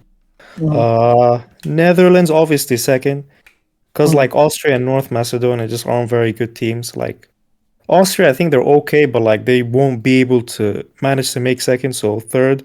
And then North Macedonia, it's their debut tournament, but like they don't have anyone. And I think they got through on like penalties or something to get here, so I don't know, man. I don't think they're gonna do anything. So yeah. Okay, Vishwa, what's your prediction for this one? You have Netherlands first Yeah, or man. Ukraine first? No. I think you guys are convincing me very well because Ukraine's not no Netherlands, They're not a fake ass team like putting in like these. Actually, not Netherlands, Italy, because they're playing all these bum teams, and Ukraine's actually showing up against Portugal and France. Oh my god, yo, credit to them, bro. But credit to Shevchenko, because like you would think this dude wants to only play like attacking, like expansive football, but he's being very organized and like methodical about whatever he's doing. So yo, I'm with this hype. Totally with this hype. Ukraine first, Dutch second, yeah, Austria third, yeah, that makes a lot of sense. Okay. Salim, what's your prediction for this one? Or is Ukraine your dark But horse too? yeah, Ukraine is one of the dark horses for me. So the clown group. I call them the clown group. Okay. It is. Who's the manager for? What's his name? I think Mourinho said it correctly. He is the worst manager in football. Frank de Boer. So Frank de Boer. Frank de Seven Boer. matches, 7 defeats, 0 goals. He said Marcus Rashford will be better than me. because he'll learn how to lose. Under me, he'll learn how to win. The worst manager in the history of the Premier League. Yeah, I mean, Yep. my man Maria said it correctly, so we don't need Yes, to worry sir. about it. I Love mean, that. Love that dude. I mean, look, man, the clown Frank DeVore, right? Okay, I really want to put them I loved it. first, but this clown is making me not do it because Well, this clown's a fraud, yo. and understand though they don't have their best defender. Okay, they don't have their Mhm. captain. They don't have the guy who marshals their back. They don't Hey, have the what's his guy who name? tells Mhm. them. What's his name? Can you remind us, please? No, no, no, no, no, no, no. We don't need Matthias to. We don't need. Delict, dude. His name is Matthias Delict. We don't I'd like to know what need to. that name We you're don't need to. referring to. No, no, no. We Matthias don't need to. Delict. We need to keep that name under secret wrap and taken care of. All right. Love The it. name is the name doesn't exist. The name existed, but now it's like hit classified. Okay. The name's classified, people. No, man, I don't So know By what the you're way, talking about. I Matthias just want Delict. to touch Everyone one knows more thingy. Matthias Delict. But I'll touch one more thingy, bro. You have Genie Wijnaldum and Frankie Ding Dongs. I mean, come on, both of you guys like needs to show up now. I mean, this is not that Ding difficult. dong. Yeah. no, no, no. It's not about that. It's not only that, man. It's they rely too much on And Memphis Ronaldo. Depay. Memphis Yeah, Depay. I mean, come on. too Like much. you Oh have to my, excuse us now. I believe it. bro. In all Listen, honesty, man. bro. Like this is I not that tough group, man, for Netherlands not to Mhm. qualify, man. Mhm. Like for me, if Netherlands didn't make it out of this group, man, I mean, I'm sorry, man. Mhm. Sure, I'd say that. I really don't want to put the clowns in there. So I have no idea why. But you know what? I'm gonna go ahead and do it. I'm gonna put them because of out of respect for their players and Yeah. their fan base. And I like the Dutch. Okay. The Netherlands people, I like them. They're nice. They're easy people. So I'm gonna put them for them first. Then my favorite dark horse, Ukraine. Then I'm gonna put us here, and Northern Macedonia is like they're gonna probably shake hands, get a cup of coffee, and they'll be on the plane And go after back three home. days. Vibes, bro. Vibes, and inshallah, Yeah. bro. Vibes, bro. You're right, bro. Juvenile, you're right, bro. Yeah, vibes, man. The vibes. They're here for the vibes. Guys, respect Alioski, man. He plays for Leeds. Mhm. Respect him, man. Who? Nah, Who? I don't even know, Exactly. man. North Macedonia probably is. I'm probably gonna go vacation one day for that place. So yeah, I mean the vibes, man, vibes. It's all about the vibes. But the clown, this clown, you know what? I'm gonna keep it quiet. I'm gonna wait for their game. If they don't win, this clown can never coach. Okay, this clown really needs to be arrested and put in Siberia, man, and never be released from that place. Like lock him up, lock his ass up. If the Bro, I Dutch love people, Salim, bro. I if the love Salim, Dutch, bro. if the Dutch team doesn't allow this, if they don't get to any, if they don't get out of this group and they don't win it, I'm sorry, man. That clown cannot be anywhere near football. Sorry, sorry. It doesn't cut for me, man. Yeah, that's my statement. Okay. So who hasn't got? Okay, Juvenile. Like, what's your prediction, top to bottom for this group? Ukraine. Yeah, Ukraine, Oh, Netherlands. I already gave I my think he prediction. said, yeah, he Oh, already said oh, it. We okay. can move Yeah, on. never mind. Yeah, Yeah. okay. Let's do it then. So definitely, I want Salim's prediction for this one first. So Salim, you go Uh, first for group. Let's go. This is uh, interesting. This is such an Mm. interesting The group. group of death, bro. Group D. Dude, and definitely anybody chip in, dude. It's a free for all for I'm this. gonna tell you, okay, this group is fascinating in terms Yeah. of my stance on England, how much I despise them, okay? Hmm. And not because I despise their players, I despise because of the guy wearing the waistcoat. I'm sorry, he's not a manager. He's not a manager. No one could tell me this clown is a manager. I'm sorry, Uncle him Southgate, bro. and no, no, him and Frank de Boer should really be locked and be sent to a place, bro. It's like if I had the power, I really was gonna send them to Mars because these two clowns cannot be your football managers. There is no way this England team with this stack, bro, this generation, if you look at it, they have a golden generation and they're young. All of them are young. All of them are developed, young, and they're all playing top class teams. Are you telling me you cannot get the best out of this? What is this? What are we? What is England gonna do, man? What are they waiting for? Are they waiting for it to be looked up, down, and laughed at it? Because it's gonna turn into the same generation that failed to win the Euros and the World Cup. Gerrard, Lampard, Scholes, Rooney, all those generations. So no, in God's earth world, bro, they cannot, bro. I don't know. I have no idea why, and I'm not putting them winning the group. I'm putting Croatia winning the group. I'm putting England second, and I'm putting Czech Republic third. Scotland is going to be a spoiler. Scotland is probably going to beat. Uh, Scotland probably going to beat England. So no way, Good Nah, and the nah, nah, nah. first That's not happening, bro. That's not happening, bro. no, no, no, no. Let me explain. Let me explain. Let me Scotland beating explain. England, bro. I No, mean, no, no. Let me explain. They could but beat that's them. rivalry, bro. That's rivalry, man. Come on. I know. No, no, no. Listen, and they play at Wembley, right? I think it's gonna be filled up, bro. I cannot wait for that game. I really cannot wait for that game. The thing I'm more worried about England is, bro, what tactic is he gonna use, man? Are you are you gonna go back to these back five for what? He's playing back five for what? Why are you playing? Okay, are you gonna bench Girlish? Are you gonna start Sterling because he's a Mr. Mountain Luther Sterling King?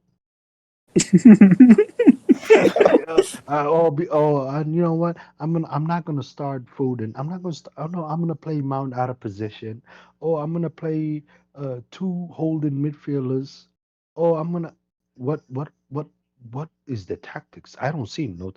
Bro, it's gonna be more of a players' individual brilliance than this clown Mhm. doing any tactics. I'm sorry, any England fan, you're not winning. You're shit. Your manager shit. Your team is good, but your manager shit is a dog shit Mhm. manager. Facts. Facts. There's no way. There's no one who can come up to me and tell me England have a good manager. He's a Mhm. shitty ass manager. Simple as that. He wears that coat, West coat. That's it.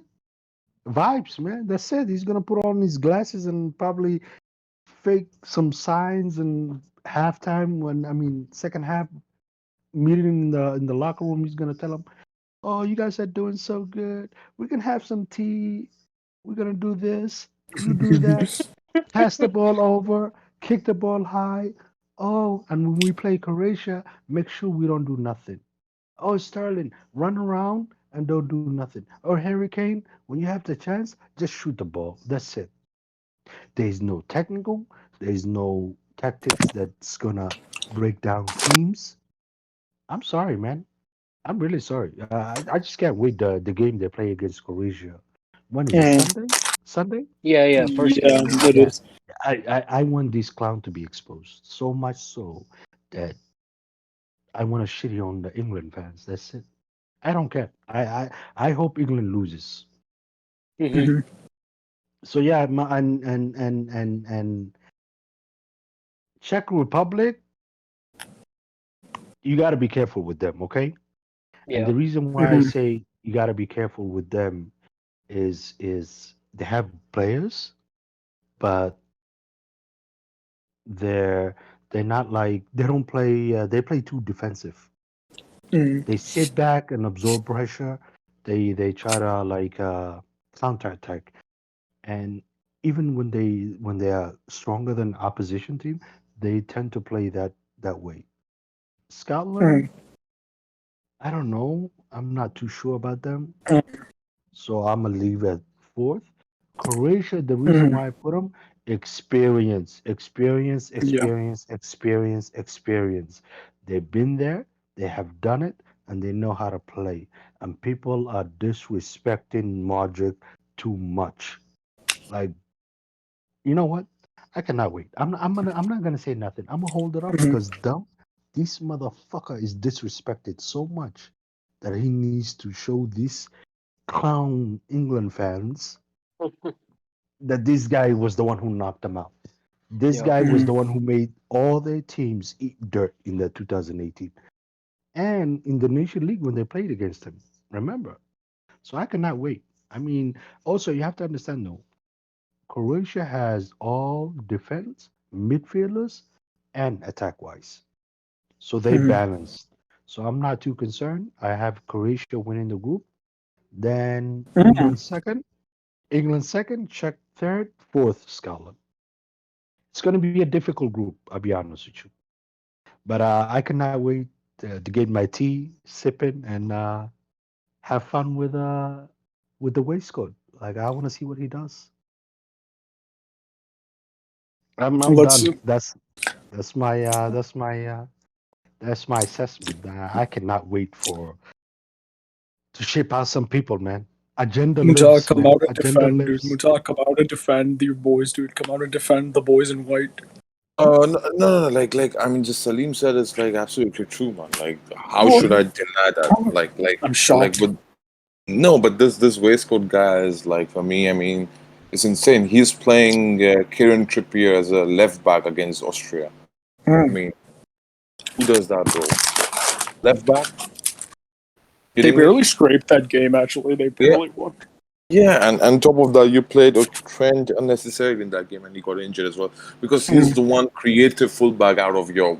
Let's be honest, okay. Reece James is there, and all those things. You can bring that thingy, but Trent final third ball and like I mean execution crosses through balls as well, and those are very important asset, bro. But when you have a player like Harry Kane in the box, and my God, if you want to start Sterling, bro, I'm sorry, man. Sterling and Rashford cannot start for England, bro. Right now, I can get with something with Rashford doing here and there from the bench. Sterling, no way. I'm taking chance with Sterling, bro. But definitely, this guy is going to start Sterling. We know that, bro. This guy is going to bench most probably Jack Grealish and Mason Mount. No, you know what? He's going to bench Jack Grealish. He's going to play Mason Mount in midfield next to Declan Rice. I'm telling you. Which for me is like I don't think so. He's giving chance to Jude Bellingham as well. I don't think so. He's giving chance to Jude Bellingham. I think Jude Bellingham will be on bench as well. For me, man, look, man, this is one of the most talented team in Euros. Okay, and if you play to the strength, this team can win on at least can reach semi-final again. In the Euros. And let's be honest, in the World Cup, you have a lenient, one of the most lenient way to the final, semi-final. Very, very lenient, dude. You face Colombia without James Rodriguez. You face Panama and all those teams, where you can stat padded in the group stages. And Tunisia. yeah, Tunisia. Oh god. So I mean, Tunisia is a good team, but I'm saying it's still not the real test. I mean, in the World Cup. And when you face the real test, you crumble. You crumble, right? I mean, you are 1-0 up. You are 1-0 up. Raheem Sterling. Oh my God. Harry Kane. Oh my God. I mean, nah, man. I'm sorry, man. For me, with Gareth Southgate, man, I don't know what he wants from this team, bro. What like if you see right, every manager once they set up the team, right, they set up the team in the way they look like, the way the identity is, right. If he tries to play the English identity football with this set of players, they will collapse. They cannot play that kind of football. What do you want, right? Long balls and all those things. Like these guys are technical players. You have these guys are not likes of Jadon Sancho, Jack Grealish, Mason Mount is good enough. I'll say Foden. You have Harry Kane is a great striker and very technical, proficient. Then you have likes of I mean Trent was there, so unfortunately he got injured, so he was very technical right back. You had, I mean, he most probably will start Chilwell over Luke Shaw. I can see that.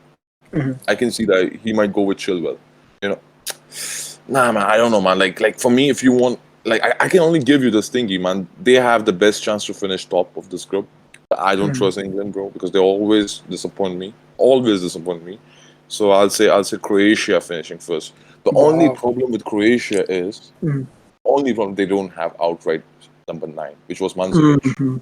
Yep. They don't have, because if you see their midfield, they have Brozovic, Modric, Kovacic, then they have Mhm. Perisic, I forgot the other guy, Rebic from AC Milan. He's on good Yep. form as well.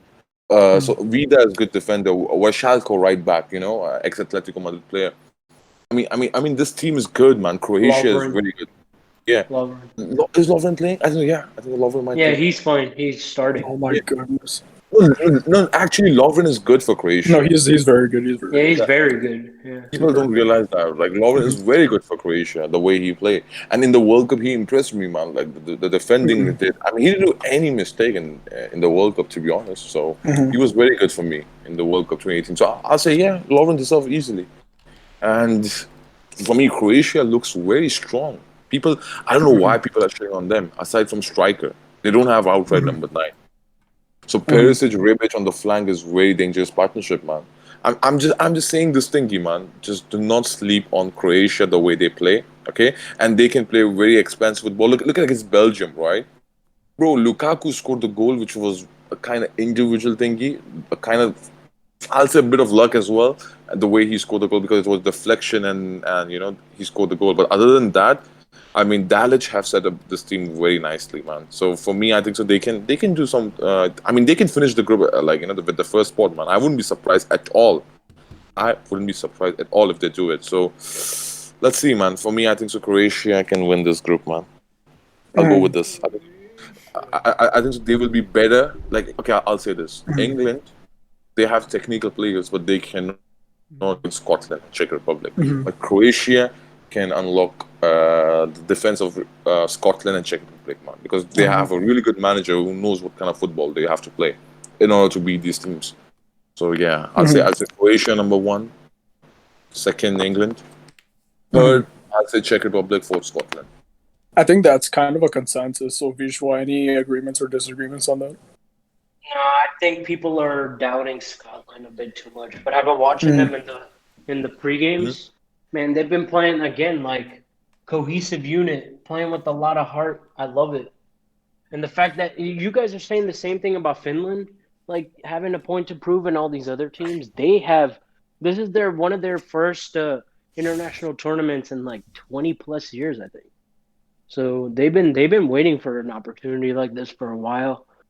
But you guys putting England actually makes them have an easier path to the final. Every time I've like doubted England, I want them to suffer. Like, okay, let's get it out of the way here. Everyone wants England to suffer.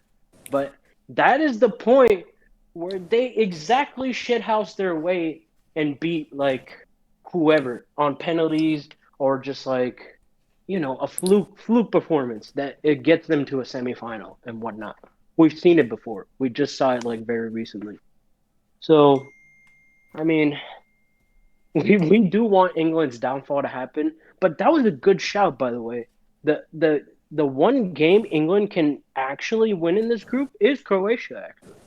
Actually, I think like going off one player to the next, like England lines up very well against Croatia, and Croatia will have a tough time struggling. But Mhm. the best point was like Scotland and Czech Republic are gonna ruin this party. You will see Mhm. England come off to like a fast start. We'll say, oh, they're going to win the tournament after beating Croatia, but watch Scotland come and tear up the party at Wembley. Wembley, by the way, England versus Scotland at Wembley. One of the Wow. marquee matchups of the entire tournament, bro. Telling Yeah. you. But yeah, I will take I will take Croatia first because they're gonna pull results out of the other two games, which England might not. So, and then England second, Scotland third, Czech Republic last. Czech Republic's a good team, but I don't think they have enough. They might score a goal here and there from Mhm. Thomas Soucek. He's very good, and set pieces really matter in a tournament like this. But they need more. They definitely need more. Definitely. Okay, so I'll go with my initial prediction was England first. Um, I don't know. Looks like people are having Scotland as a spoiler group, so I'll go with England, Croatia. and Czech Republic, and I'll actually go for Scotland last, but I don't think Scotland will finish with 0 points. I think they might finish with like 1 to 3, depending on like how the other results pan out. But yeah, okay, so let's go on to wait, is Juvenile still here or no? Yeah, what's up? Okay, dude, what's your opinion of England? Uh, decent team, not a good coach.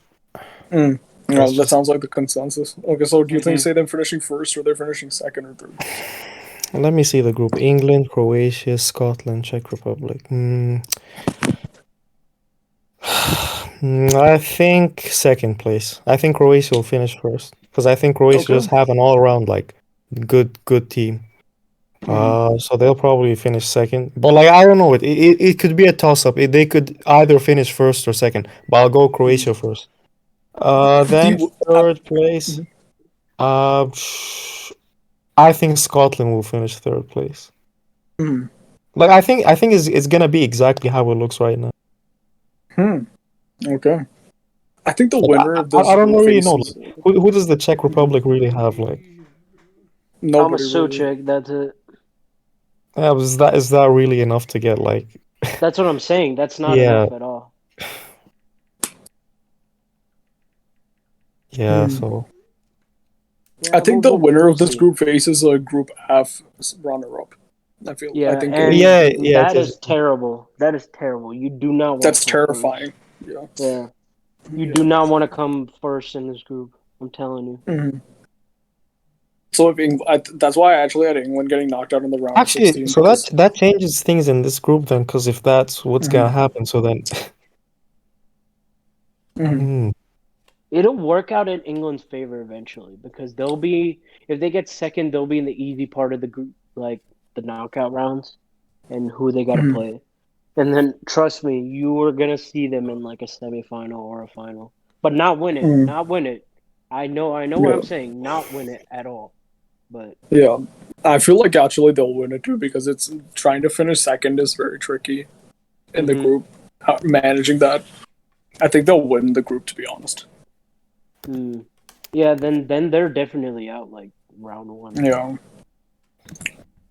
Any other thoughts, Pablo? What's your prediction? Croatia, England, Scotland, Czech Republic. No, that's pretty good. Okay, it sounds like we're good with them. Okay, so Group E, dude: Spain, Sweden, Poland, Slovakia. So who doesn't have Spain coming in first? The group is pretty straightforward, if we're being honest.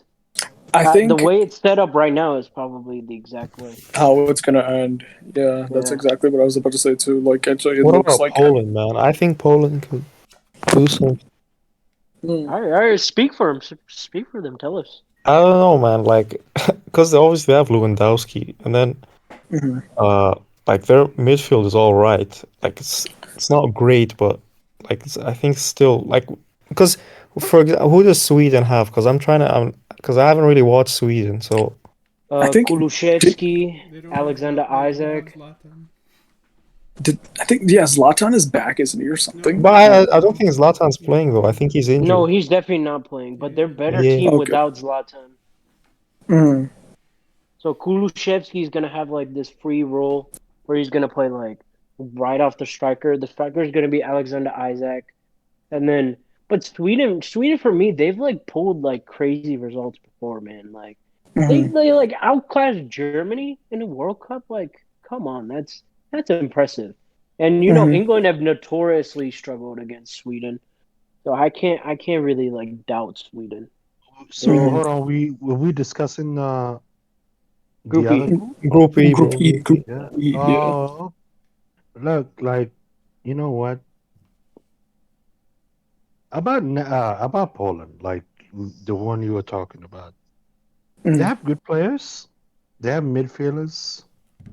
They have forwards. They attacking powers and everything, right? But the thing is about them, they even have a good goalkeepers. Okay, they have two good goalkeepers. Yeah, Szczesny, yeah. Yeah, and Fabianski, and the other one, no, the one that plays for that Italian team. I can't say his name. Yeah, Szczesny, right? No, not him. The other one. There's a Bogdan or Oh, something. Drakowski, I mean? for Fiorentina. Isn't No, Fabianski? I think, right? no, No, Fabianski, Fabianski Chesney, plays for West no, Ham. Fabianski, Chesney, and what's these other Italian team, man? Yeah. Polgana. So Dragowski, I think. Yeah, Yeah, Drakowski. let's Yeah, and the reason I am more worried about is not their players. They have good players, okay. The thing I'm more worried about is this clown, man. This Pablo Mm. Sousa, okay. That manager is a clown. I'm serious. What's his Put name? him next to Sosa or something. His first name? What is it? Sosa. Paulo. Oh shit. Oh, Sosa is trash, bro. Oh, I thought I swear I Bro, that heard guy Paulo. fucked Sosa. Fiorentina when he was coaching, man. Paulo, yeah, yeah. Paulo, whatever the name is, I I cannot swore say I the swore I heard Pablo. Paolo, no bro. Paolo. Paolo. Yeah, thank you. Paulo. Paolo Paulo Sousa, Dybala. bro, he's shit. He's garbage. Yeah, he's no different than what he called with the other two Southgate. clubs. Now Southgate and the other clown. Uh, from De the Boer. Dutch. De Boer. Yeah. Yeah. Debooty? So he's not yeah, he's no different. I'm dead Is serious. it Like they is it Debooty, Salim? Debooty? yeah. Them booty, bro. Dembooty. Uh, this look, Holland is the one team that Paulo confuses me Dybala. in terms of everything. You have Mm. these Yeah. good players, but why, when it comes down to the group stages, why you shit? Why you playing this? Dude, I just can't trust them, dude. Like, I just can't I trust know them to like come that's what together I as a mean. team. I know this, bro. If we look at a team that is balanced in terms of attack, midfield, they're one of them, bro. You can really say Poland, yes, because they have the best striker in the world, man. Mm. Yeah. Yeah. And and and and it is so weird that you have good goalkeepers, defenders are good, midfielders okay, balanced, attack, yes, you have a good attack, Mm. but you can't come up with to come up with everything. It's so Mm. shit, man. It's like shitty ass team, bro. It's the Mm. manager, bro. It's the manager. These teams that have a good team, good players, and the manager can't even come up, bro. It's like, I mean, one plus one is two, man. This guy doesn't even Mm. know. He'll say three. I mean, that's how dumb this manager is, man. Mm. Spain, this, Spain is really clown team. I'm serious, man. Yeah. Since I agree. since Mm. since since Xavi, Iniesta, and all those like the big heavy teams, that generation, the golden generation, that team that won the World Cup, the Euros. I mean the Euros, the World Cup, and the Euros. Bro, they went into the shell shock of going back like, "Oh, we're gonna play this tiki taka like 1,000 passes. You're not winning the game with 1,000 passes. Hmm. Like who Mm. makes a 1,000 passes? Like 1,000. They made a 1,200 passes in the Nations League against the team, and they still didn't win the game. Oh my god. Bro, I really, Mutaha, you're the one who pep in Spain and everything, bro. Yeah. Explain it to me, man. Explain it to me, bro. No, I'm Explain it not. to me, I'm not getting this hype either at all. Okay, he's No, no, actually Who okay, who is hypocritical. showing up? yeah, okay. Go ahead. bro. Listen, they have good players. They have a midfield. They have the defense. They can do, bro. It's so much of these tiki taka, bro. It's like Who's outdated, man. Tiki scoring the taka is, goals though? yeah, That's the biggest question. and No, and and that's where you will see Spain struggling, and to be honest, if you see when it comes to scoring goals, right, they've been struggling since Euro 2012. If you see that, forget about yeah, the final, they've been struggling since Euro 2012 till now. So in last one decade, they haven't produced outright attackers, where they like inside forwards, man. Like if you see Germany, you see England, you see France, you see Belgium, you see like even Netherlands, right? They have produced someone who can give you the goals from the from the flank. With this team, oh my God, they're still rely on such a traditional play of like midfielders, trying to create, and then you and then you win the game by 1-0 or 2-0 or 2-1. I mean, Mm. you. That's for me. It's like very traditional way of Spanish football. But if you see right, when they used to play with those midfielders, they had penetration of Iniesta, David Silva. Okay, who does the Spain have a penetration from this midfield? Mm-hmm. Like, okay, you can ask Thiago Alcantara to play that much forward and then defend as well. He cannot do that amount of work rate, man. He's 30 years old, so you give him a definite role. Either you give him AM role or you give him a CM role. So you cannot ask him to do multiple jobs. You have Fabian Ruiz to penetrate. I mean, I don't trust that guy, man. That guy is like for me is very hyped by Napoli team Napoli and then by some of the Spanish midfield. I don't trust them. The only penetration you have is now from a flank. Then. And even on the flank, then you don't have a definite players on the flank. Okay, we know Jose Gaya will play left back. Who will be right back? Because for right back, there's flipping four options now. You have Danny Olmo. You have Marcos Llorente. You're playing midfielder as a right back. Fine. I mean, Danny from Olmo will different. play left wing. He'll probably play left wing. No, He's no, been no. He setting played. up at left wing No, no, but he for played right back actually for this guy, man. really. Luis Enrique. That's Yeah, he weird. does. Yeah, He he scored does that. majority of the goals for Spain. That's so Yeah, weird. yeah, but that's how he actually played, like free flow right back. You know what I mean? I just wanna know this still tiki taka, man. No, When comes to you know what? passes, No, but I'll say this. I'll say this. I'll say this. The way that they wanted to play tiki taka, actually, Busquets is big miss. Because if you see, he don't give you work rate, but when it comes to playing that kind of system, Busquets was very crucial for them, to play tiki taka. Now Busquets is out. Rodri is not as sound as Busquets when it comes to play that kind of game, bro. Let's be honest. Rodri is very good defensive midfielder, better defensive midfielder than Busquets. But to keep the ball, to retain the ball, to move the ball, I mean, Rodri is not that level of player as Busquets level. You know what I mean? So who? So I mean, the job of Thiago Alcantara from creating from back or playing from back is massively important. So for me, I mean, Thiago Alcantara have to play regista now, dropping deep from a center back position, and then try to like distribute and everything. I think so. It's going to be a hectic job for Thiago Alcantara. Now let's talk about the wingers they have. Right, actually, they have very good wingers. If you see, Mm-hmm. they have this guy, man, Ferran Torres and Mikel Fernand Oyarzabal. Torres. Yeah, Mm-hmm. I don't want Ferran Torres to play on the left flank. The thing is what, right? I want more of a crosses of Ferran Torres because his like strong foot is right. So you play him where he used to play for Valencia, right winger. You play Mm-hmm. Mikel Oyarzabal as a left because the way the football they want to play, because Mikel Oyarzabal is like the best technical attacker actually. Like when it comes to attack front three, Mikel Oyarzabal is the most talented. If I see the way he plays football and likes to link up, cut inside, like pure Spanish style winger. You know what I mean? He's number 10 actually, but he can play left wing as well, which he plays for Spain.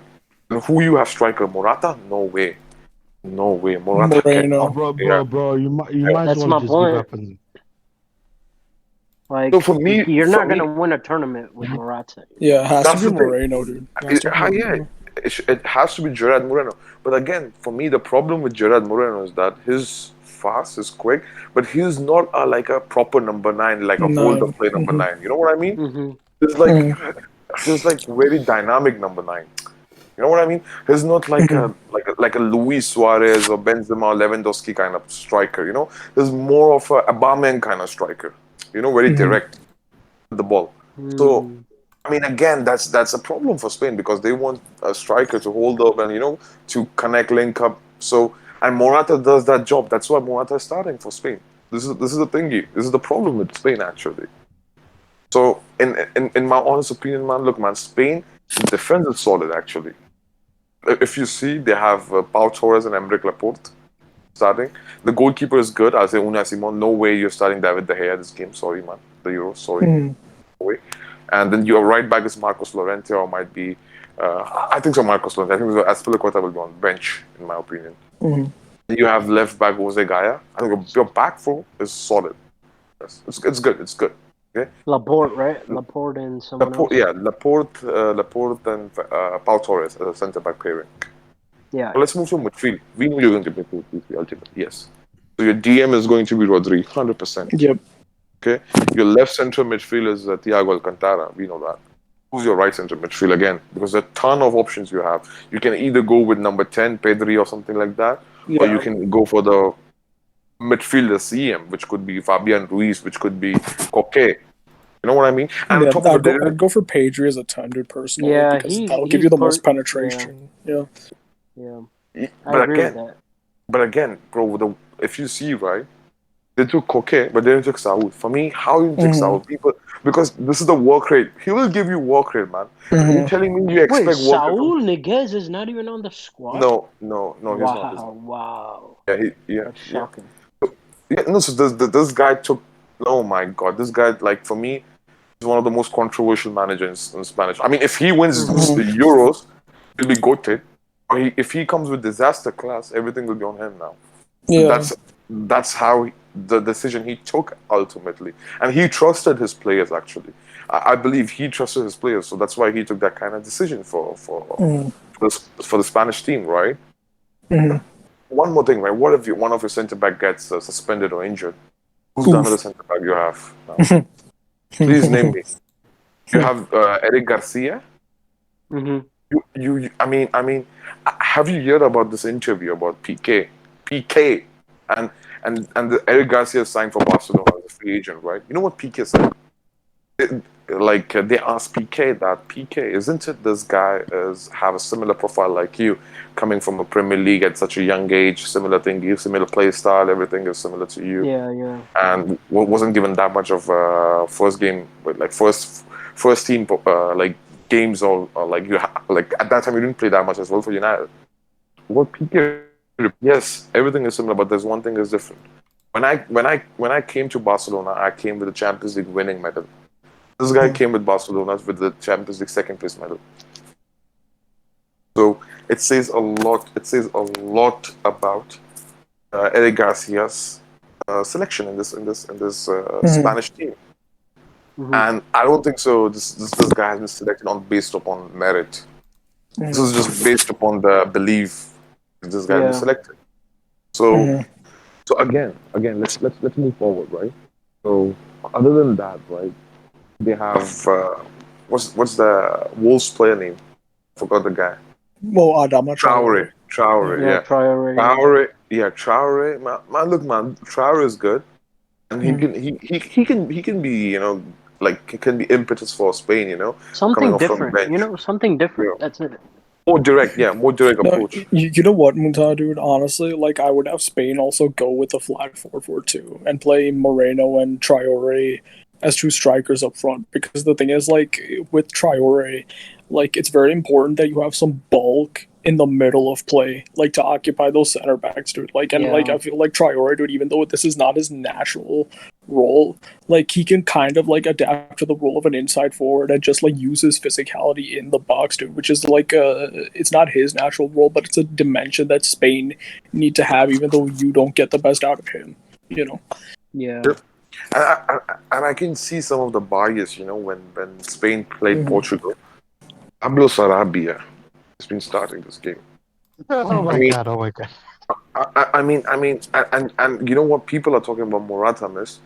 Morata miss was, I can understand. Still, it's big miss, one on one. Yes, Pablo Sarabia missed the open goal.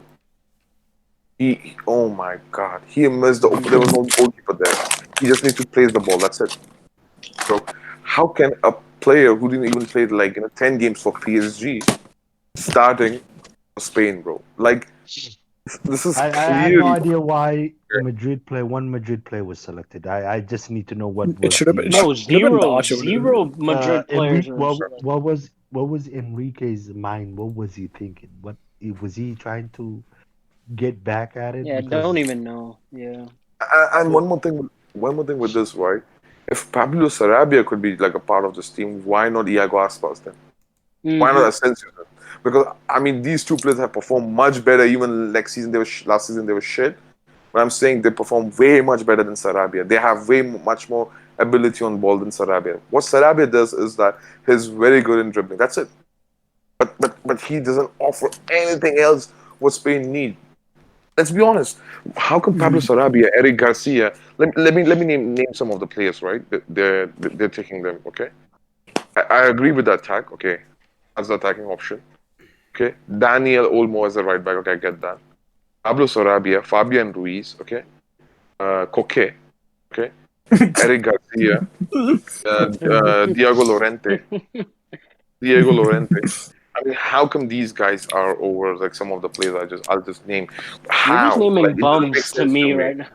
They're all Dude, bums. when you said coke, I just died, dude. I died when you said coke, dude. The way you said it, dude.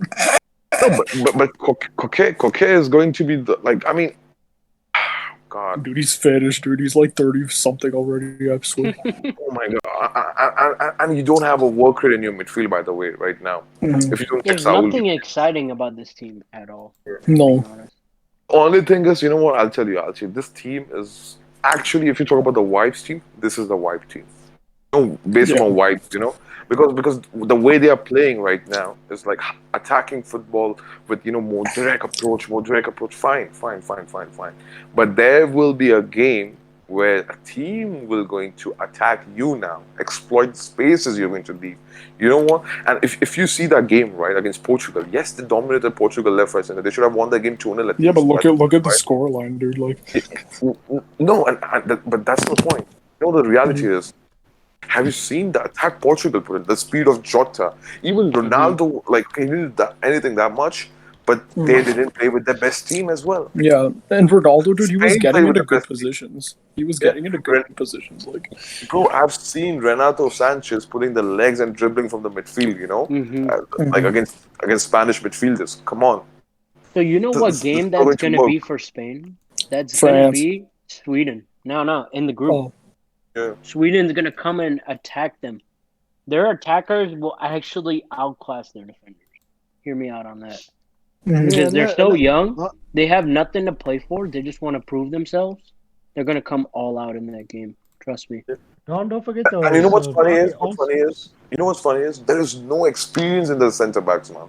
Mm-hmm. It's like fresh None. team. This is fresh team. This Bro, is this is okay. Laporte's first tournament in Yeah, any international team. That's not you yeah. can't depend on that. and, As and, good and, as At he and is, least take Nacho with the team. Okay, fine. You can give excuse me for Ramos. Fine. Okay, it was injury and all that. Fine. Take Nacho. Nacho has been playing so good and one of the best defenders in La Liga this season.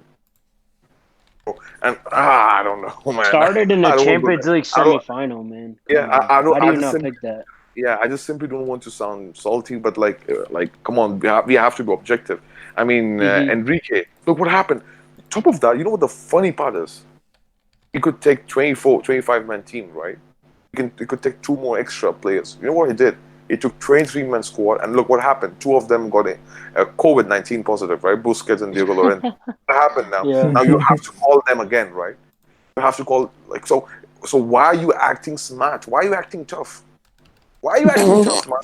Simple as that. No, this is a thingy.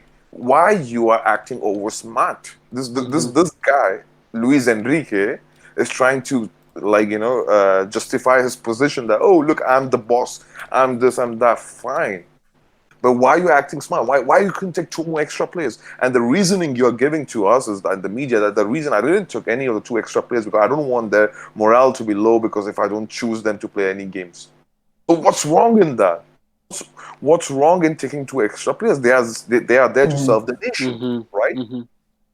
So I mean, let's see because you have taken such a massive gamble over here.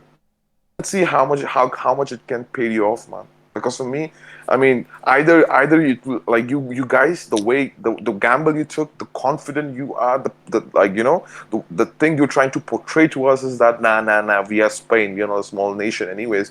So you know what, we are going to come with the confidence, right? Okay, I hope you showed that kind of confidence throughout the competition, Spain, because I don't want because look, listen to me.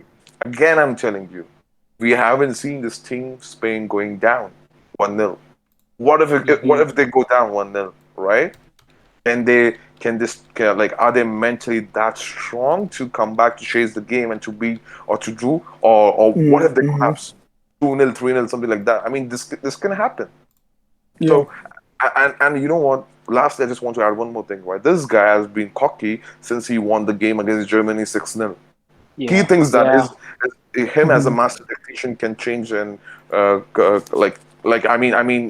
is the final mafia, the boss of the Spanish effort, and he can select whatever team he wants to. Fine, you do that, right? Mhm. Make sure that you play like that with the arrogance in the Euros as well. Make sure you Hmm. do Mhm. that when you play France, when you again play Germany, right? When you play Portugal again. I want to see that now. And even Mhm. against England, I want to see that now. Like Mhm. how you're going to play. Because I don't want any excuses from a Spanish camp that oh you were short of experience, this team was not that reliable. I don't want that because you had options to take many experienced players with yourself. In attack you miss Iago Aspas. In midfield you didn't took Saul Niguez, and in defense you didn't took Ramos and what do you call, and what is this guy Nacho. So I don't want any excuses. Go ahead, man. Nah, Yeah, he man, was that's like definitely. so perfectly put. Like it's basically the same problem Italy has. Italy Mhm. has a manager who thinks he's smarter than everyone else, Yeah. and they're gonna play a brand of football that's like completely opposite of what they stand for, and take players like that make no sense for the team whatsoever. Like, Mhm. he needs to get away from this like typical way of Spanish football. Be a little creative because that's Mhm. what's No, actually no. gonna get you He's results. he's gonna look. He's gonna keep that. That what is it? The tiki taka. That the 1,000 passes. He's gonna try to look for that and all that. And guess what? Same old Spain. Get out of the round of 16 or quarterfinals, and it's gonna be that. It's gonna be that because Hmm. there's no way. I'm sorry, man. This guy doesn't show me anything, man. Just The pure whole squad arrogance. doesn't. I'm like, I don't even know where the goal's gonna come from. How are you Mhm. stopping the goals? Like, Not you only just have to that, really think about that. he's gonna overwork the midfield, man. He's gonna overwork Roger or Thiago Alcantara. And Hmm. and and and Montaja said Fabian Ruiz is it's Just some guy, not man, not yeah, average. no, average, but the thing is the Napoli president makes it so harder for him to get. See, Napoli is so weird in terms of like trying to buy players. You never want to buy a player from that place. Hmm. This guy's so average. Teams wanted him. He makes it so difficult in terms of that. So their players, look, Spain players now is so much in trouble in terms of focus and everything. I don't know if they're gonna be like if there's any way to stop him or something. Like any way they could do anything. And this guy Enrique, bro, man, he's in hot. He's in the hot seat. Hot seat. Yep, Yeah, I'd agree. Mhm. I'd agree. he's in the hot seat, crazy hot seat. So yeah, and like to get out of this and to go to another team that I want to talk about, Sweden. I really think Sweden is gonna cause problems. Hmm. Also, don't forget like their first game of Spain is Slovakia, right? Difficult, but it's gonna be difficult though when they decide to play Sweden. Yeah, and I mean, look, Spain. Kulusevski's coming off really good form, man. People really doubted him, and Juve fans were like hard on him, but that dude's got a lot of talent, a I lot know, of quality. but the funny thing about this is, out of all this, is how in the world do you take clown players, man? What is Alva? What was the reason you took Morata? I mean, is it because you want him to be on offside?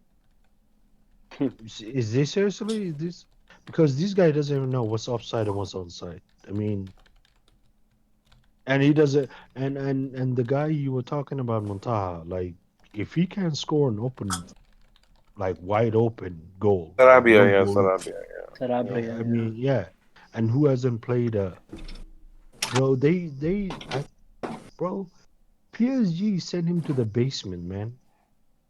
So much so that they hated him, man.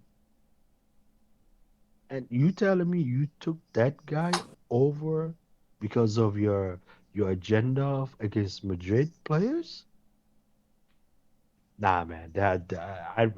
If I'm anybody, bro, I want Madrid. I mean, I want Spain to fail so bad, just for this clown to learn lesson, man. No, I mean, and if you give me reasoning of okay, you'll take the young players, so how the hell Jordi Alba and Busquets are there in the team? Mm. That doesn't make any sense to me.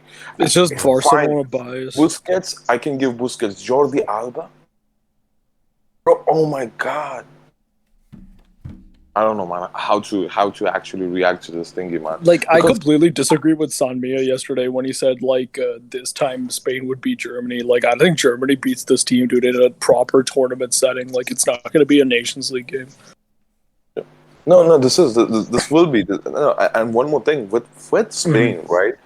The midfield setup you're going to use. I know you're going to use Fabian Ruiz, Thiago Alcantara, and Busquets is out now, so you're going to use Rodrigo. Yeah, Goodness. so Rodri. Yeah, so I'm telling you, they're going to force Thiago Alcantara to create so much from deep, so much from deep. Like Thiago Alcantara is like being in the like a ton of workload now.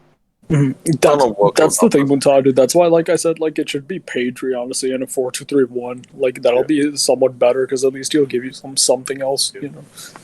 Because Fabian Ruiz, for me, they said is number 10. He's not number 10. He's not that good number 10. No. It's just Yeah. hype. Fabian Ruiz is hype. And we have been linked for Fabian Ruiz in 2019. I've seen this guy not at all that good. People are hyping him. So Mhm. let's see, man, what Fabian Ruiz can offer or like bring to the table, man. Okay, so Yeah. Yeah, go ahead. Yeah, go ahead. Go ahead. okay, so because we're gonna like go on to the best and the last group, Group F. Um, So anybody who has any last thoughts on Group E, like, needs to speak. Forever hold your peace. Nah, I think we've Well, like gone over. yeah, let's Like let's we let's know, go we know, let's go on. we know what Let's Spain go needs get. to do. Okay, so let's start with this, dude. Some comments were made in the press. Giroud is complaining. Mbappe's Yeah. complaining. I'm hearing out of nowhere Griezmann like got injured. I don't know, maybe like a weasel bit his ass when he went on the toilet, dude. Somehow he got injured. I don't know how. Giroud, dude, like or not Giroud, Benzema, Mr. F1, like has a knock. He's like on paper he's a doubt. I think he was gonna be fit. What's going on in this team, dude? So like, is France going to win? Is it just gonna be like the tournament everybody like thinks it's going to be? Is it going to be completely predictable? Or are they just gonna run over everybody because they have the best team? What's gonna happen in this group? So let's go like a free for all. I'll give the floor to Muntaha. Master, dude, because Mbappe. Okay. Yeah. So as if you touch on the topic of Giroud and Mbappe, right? Mhm. To some extent, that's true, actually. To some extent, that's true. And if you see, like, there's those, like stats in front of me right now. Like 9 passes exchange with between Oliver Giroud and Kylian Mbappe in 3:49 minutes. Mhm. So and 23 passes has been exchanged with Karim Benzema in 114 minutes. So it's like literally half of the, less than half actually of time, and the passes has been like twofold, increased by twofold for Kylian Mbappe and Benzema. So Giroud, I understand that where Giroud is coming from. Giroud right now is such a difficult position, and I'll tell you why he's in such a difficult position. Because for him, the French FA and this clown, Deschamps, is backing him. Like in a sense, these guys are backing him to be part of team. You can clearly see, like their star man Mbappe is not satisfied with this kind of decision by French FA. And we know why and it's not just footballing decision he's not happy with. We know the other reason why he's not happy with, by pushing Giroud. What he learned is that, look, if I'm being honest, right, from a Giroud perspective, I don't think it's Giroud's mistake. No, it's not. I don't think it's Giroud. I mean, like, he's doing his job, man. He's serving for the nation. Let's be honest. So I don't think so. It's all a Giroud's mistake of playing as a striker, and if you get opportunity, why will miss an opportunity to play as a striker for the best national team in the world? You know what I mean?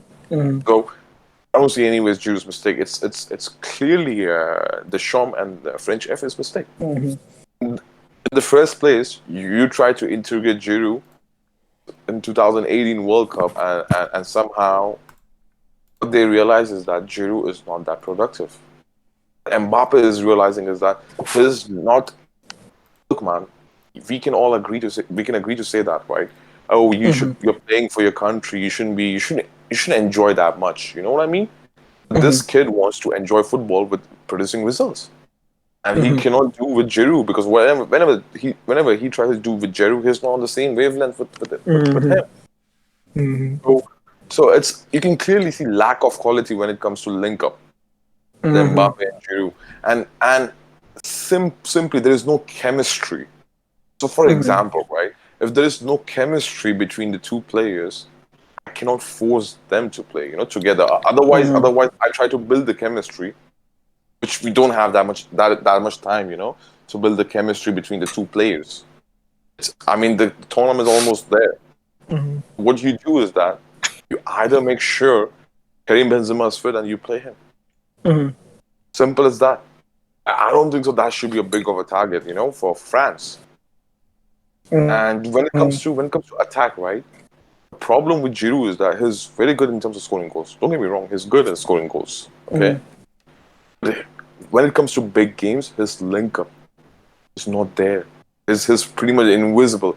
He cannot drag defenders with him. What happened is that, okay, I'll tell you, when there is Benzema next to Mbappe, so defenders are cautious now. Okay, there's Benzema as well. Okay. So we cannot take lightly. So what happens is that Benzema attract defenders towards him, which gives Mbappe an additional space, in the final third, to execute. You can watch that game against Wales, right? Look at how Mbappe scored. Look at how much Mbappe is. It's not like Wales defender is not, but Benzema is taking them, those centre backs with him, and that freed up so much space for Mbappe. It creates more chance for him as well. With Giroud, that's not a similar situation. They know that, okay, we know this guy is not going to be that good, aside from hold-up play and, winning the first ball in the air. So what we need to do is now mark Mbappe. Focus on Mbappe. And it's very easy to stop them. In that case, I know they win. I know still they win because they have Griezmann coming out there, Pogba coming out from left or from right, So they have options. That's why they can get up. But Mbappe is missing his final touch because of Giroud. Giroud, look at the assist he made against the Belgium. I think that could be, like, if Giroud would have scored that goal, that would be the best assist I've seen in the World Cup. No, there is no way any assist come close. Not even Pirlo's assist against Germany. Sorry. That back heel goal, hold up, and then back heel pass, man, like through ball, man. That was insane. And Giroud made the hash out of it, man. So for me, man, look, I'll say this thingy, man. Either you make sure Karim Benzema is fully fit for this game, which I think so. He will be fully fit. I think so. Because I've seen some of the Karim Benzema's personal posts, and even I've heard some of things. It's just a blow, I mean, it's nothing more than that, So I believe he should be fully fit, Karim Benzema, for a Germany game. And with regards to Giroud, how he should make sure he gets the best out of him. Look at the guy. What's his name? The striker. Wissam Ben Yedder. Wissam Ben Yedder next to Giroud actually gets the best out of Giroud. So Giroud as a lone striker is very crap, but when he plays as a two-man striker, two-striker role, and Giroud as a second striker or first striker, then you can get the best out of Giroud. But that's not Mbappe's role. What Wissam Ben Yedder did. Mbappe's role is totally different from Wissam Ben Yedder. So that's the big issue with France. When it comes to attack, and if Karim Benzema is fit, everything is good. Then everything is good. If it's not fit, this is going to be a very long tournament for France. Then, especially they will be in the media every time. Now, let's say this: Karim Benzema is injured, right? And Giroud is starting. The media, the entire media, or like every eye, everything will be on Mbappe's and Giroud's connection now. Yeah. And Germany will study that. It's not Germany is like stupid. They will study. They will make sure how much it's working between Mbappe and Giroud. So that's again a big Mm-hmm. task, for France to make sure you resolve that issue as soon as possible.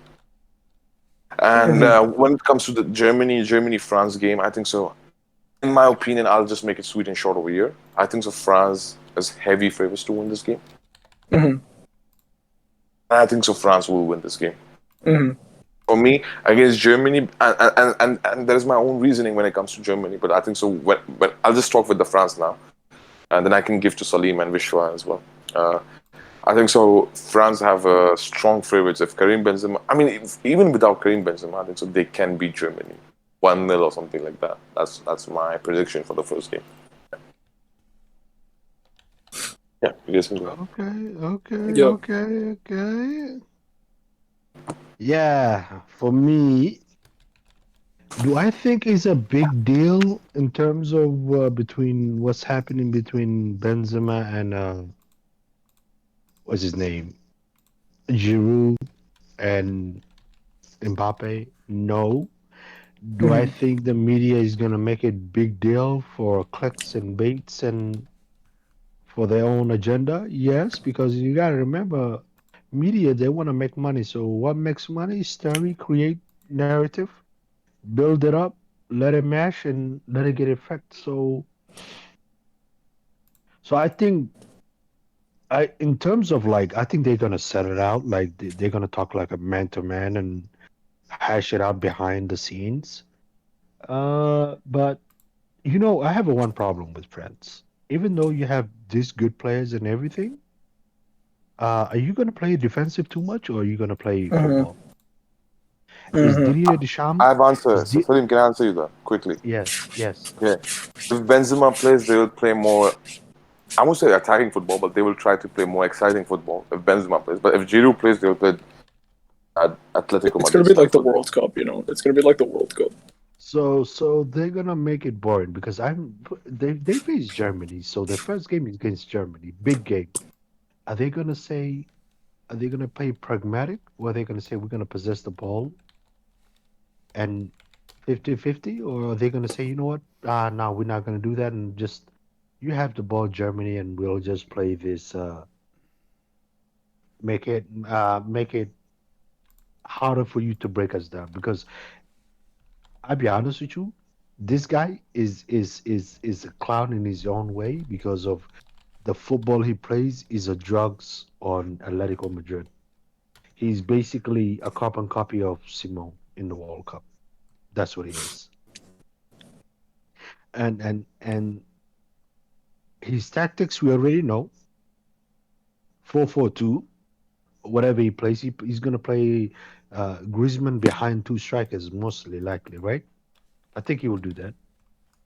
Or is he gonna play Griezmann who's he gonna play out top? Mbappe and Giroud or Mbappe with Benzema? It's confusing. And if Mm-hmm. let's say Benzema is not available, just like how you guys talked, right? Mm-hmm. Is he gonna the media narrative will start?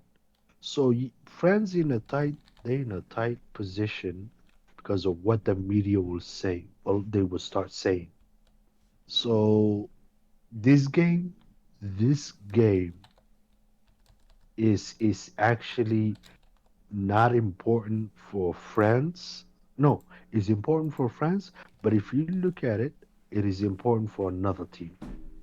Portugal. Yes, because Portugal, if France wins, Portugal are trouble because they face who? Germany next. Mm-hmm. So Portugal need to win their game to make sure that whatever happens doesn't affect them between the game they face against Germany. So what my angle of seeing this is what is Deschamps thinking? What is his mentality? How is he gonna play against Germany? How is he gonna set up too defensive or play pragmatic or play the Salim, pragmatic? can I answer that quickly? Yeah. Actually, I have a really good answer. You know what? Out of two teams, the most comfortable team right now, like if you see right now in the group, like out of three, Portugal, France, and Germany, it's France. I'll tell you why. Mm-hmm. Because first game they're playing Germany. In the worst to worst case, if it's draw, right? If it's draw, immediately second game is Hungary. They can beat the hell out of Hungary. You know what I mean? And then they can prepare for third game, last game against Portugal. The worst position is actually Germany because they have back-to-back big games. Let's say Mm. this, right? And if they do bad in both the games, and if there is a possibility where Hungary can finish third, bro, because Hungary is not going to give up the last game that easily, bro. Mm. So the last game of Germany is against Hungary. Let's say this, right? What if Hungary draw with Portugal? Mm. Let's say this. Let's say if they drew with Portugal and they lost to France and they just need one more point to go through for the third spot, right? Against Germany, that will be nightmare for Germany now because Hungary will try to get 1 point minimum. Let's say to even to make it for the third spot. So for You, me, the you, worst team is right now in this position is Germany for me. Mm. you have And the you have to best is understand though. France. You have to Yeah. understand though. This Euros is looked at France recorrecting themselves in the 2016 Euros. So the burden of the people think that the burden of defending actually Portugal is not defending title. Okay, Portugal is terms of yes they're the champion. They have to be looked at as Mm. the but they're not. They're really just there like Survive. You mean? yeah Mm. survive. Yeah, and the thing is, too, France at the end of the day are the world champions, dude, which Yeah, likely the carries a lot pressure, more weight. the Like, pressure, actually, the pressure, the amount of pressure France is in is so crazy that in terms of like, in terms of everything, like they on the highest pressure now because they have to win it. No, If but they Salim, but you need to see from another angle as well now. Because if let's say this, right?